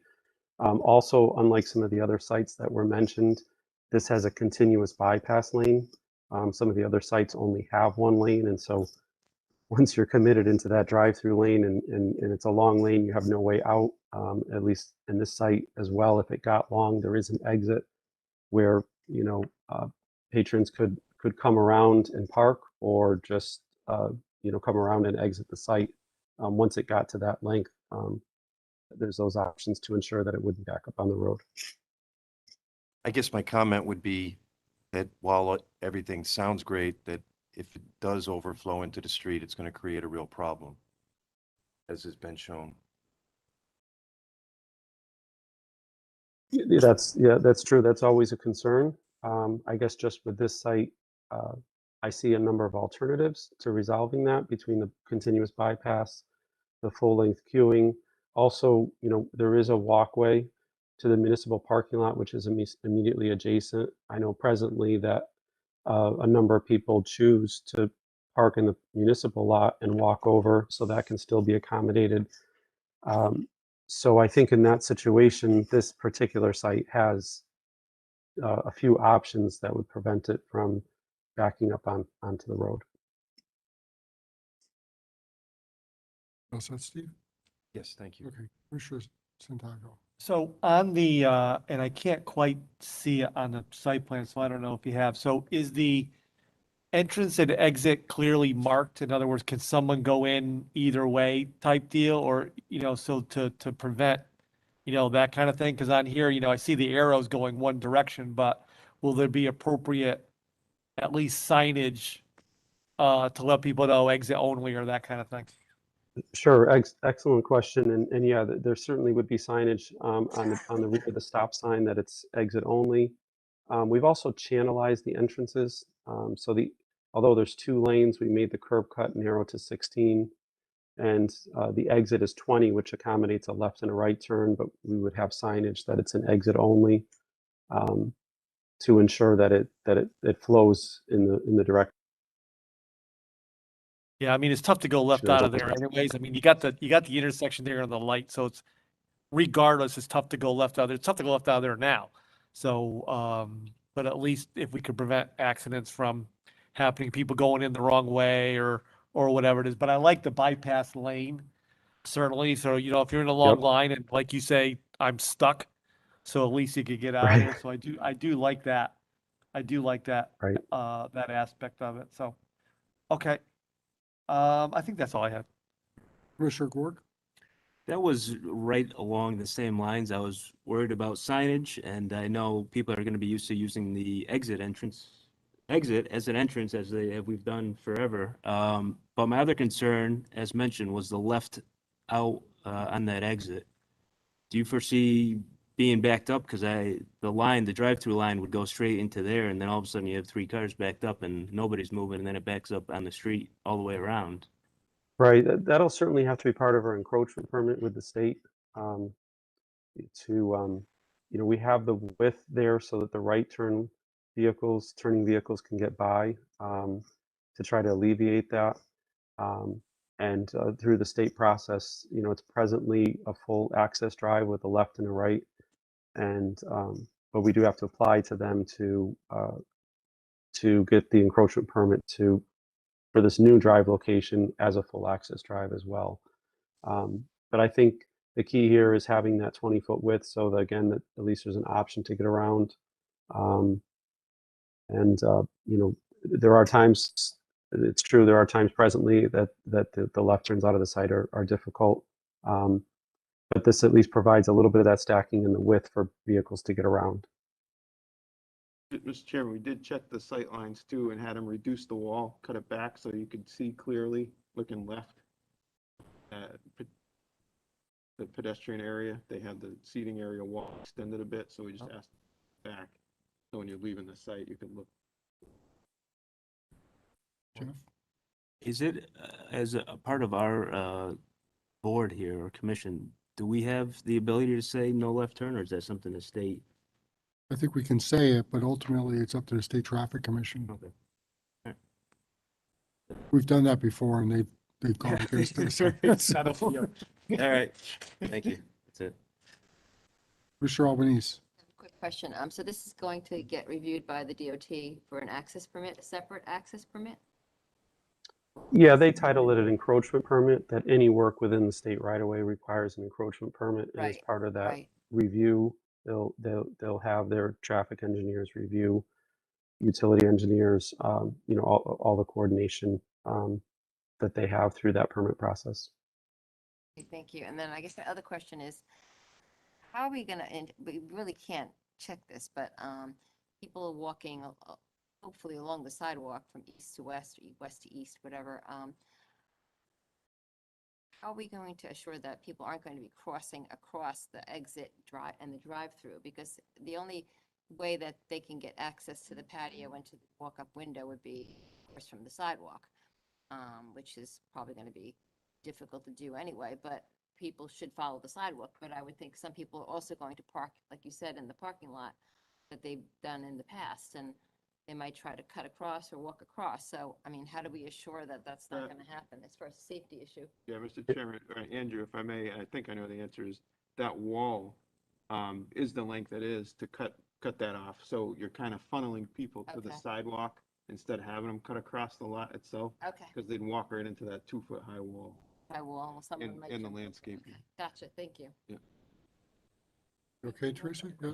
Any other questions from members of the commission? Commissioner Coles? I'm just going to kind of follow along with Commissioner Albanese's question. I'm just looking at the drawing of the site plan, and if you're looking at a right turn, there's a planting there in that section. I guess my concern, similar to, you know, what we were talking about with pedestrians, is there any chance, what's the chance, or how can we prevent any possible challenges to a pedestrian walking down the sidewalk and somebody coming up to Galsuit, taking a right out of there and not seeing, you know, a biker or pedestrian, somebody walking up the sidewalk, if that planting is there, or is that, I guess maybe you can describe just that section there a little bit more for me. I'm not real clear about the plan, and I instead of me making it up in my head, I'd rather have you about it. Sure, absolutely. That's a great question. I guess I would start first with, in response to Dave's comment from staff, that we are showing the sight line here, which is this dash line. And so we've located the trees behind that sight line so that the cars can see. And then associated with the pedestrians, these three, the symbol that for these three areas are the required street trees. So those are required by the zoning regulations. We're proposing Bradford pears, which when they grow usually don't have too many low branches so that they're sight line, but it still provides the shade that you want from the street trees and the aesthetic. But we worked, you know, really hard to try to put some of these, if you will, obstructions in those paths so that people have to walk along the walkway and around. So as they come down from these parking spaces, you know, this landscaping bed is here to purposely force the people out to the public right away and come down the sidewalk. So at least there's only one point where you're crossing traffic, not multiple points. There's these walls on either side that connect up to the building so that people aren't walking across the drive-through lane, but again, are forced to come out and around from that one location, whether it's from the municipal side or it's from this parking lot. And same for the shrub planting either side of the walls, that, you know, everything is in an aesthetically pleasing way. We're trying to really channel and force all the pedestrian traffic to these locations so that they're only crossing there. And then the safety of the drive, of course, that'll be part of the DOT permit as well, but they are ADA accessible. Through. We've taken that into account with the ADA access. They don't usually require the detectable warnings, which are the rumble strips, if you will, at the end of the ramps, because it's not a public street. I've seen DOT go different ways on that, so we can certainly work with them to see if they want those. Typically on private drives, they don't want them, but you know, that would give a warning that you're crossing traffic. All right, thank you very much. So, Yeah. any other questions for members of the commission? Seeing none, do we have a motion? Mr. Chairman, make a motion, we approve SPR 1821. Motion from Commissioner Salka, do we have a second? Second. Second from Commissioner Santago. Is there any further discussion? Dave, can you call the roll, please? Commissioner Gore, Yes. Commissioner Walowski, Yes. Commissioner Locks, Yes. Commissioner Coles, Yes. Commissioner Santago, Yes. Vice Chair Salka, Yes. Chair Hammersley. Members, is a yes. Motion passes 7-0. Congratulations. Good luck. Great. Thank you very much. We appreciate it. Thank you. Good night. Item 9 under administrative items, we have a request for administrative approval. Dave, you want to talk about that? Sure. This typically would just be a zoning permit for a new use within an industrial building.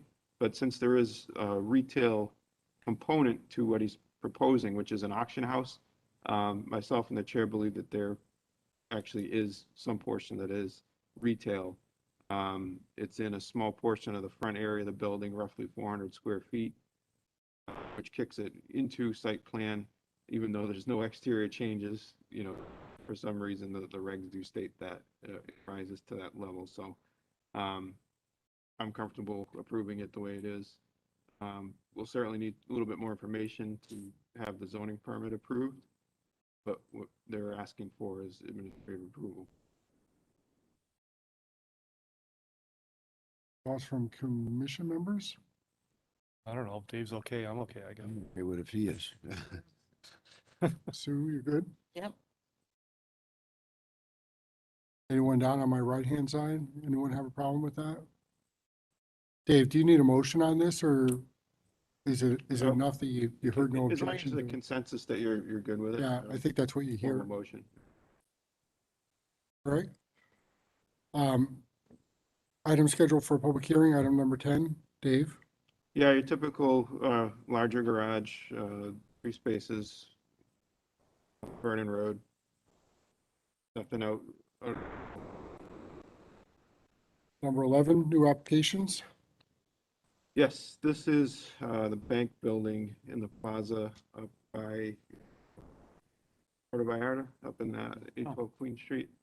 They're gonna redo that with, I think, 2/3 a coffee shop and 1/3 retail area. We've received that, so we started a checklist on it.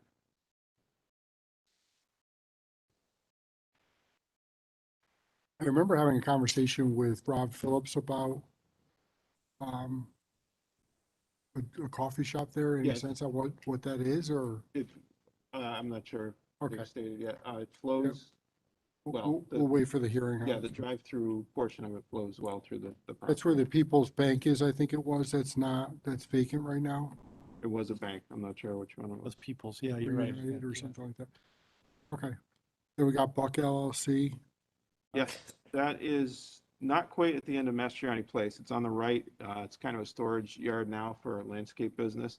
What they want to do is, a new owner wants to put a commercial building in there.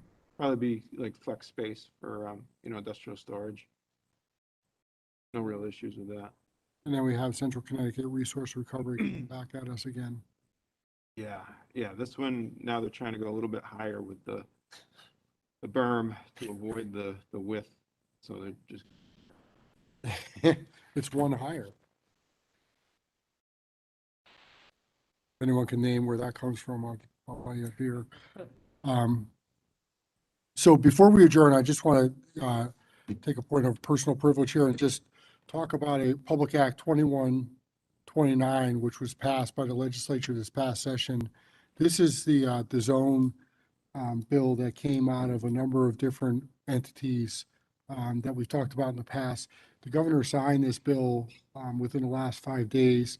There are several requirements on this that fall on us as commissioners. So I would ask you all to take a look at it. I intended to bring copies of it for you, but I didn't get to a copy before I got here tonight, so it didn't happen. So I apologize for that. But again, it's Public Act 2129. I'm happy to provide you with a way to get a copy of that, because if you just go to I'll send everybody just a link that they can go to and pull that down. And I did ask Dave to try to schedule a time when our schedule is a little bit lighter to have a discussion about what we want to do with this, but there are several requirements that are in there that we have the option to opt out of. But we have to do so within a timely manner. So I just want everyone to look at it from the perspective and try to make a decision on what their thoughts are on what we'd like to do. But with that, I will entertain it, unless anyone else has anything else, we can entertain a motion for an adjournment. I'd like to make a motion to adjourn. Commissioner Coles, I'd like to second that. second. Do we have any discussion? Seeing none, all those in favor, aye. Aye. Any opposed? Motion passes. Dangerous with that thing. Jesse, you got called out tonight.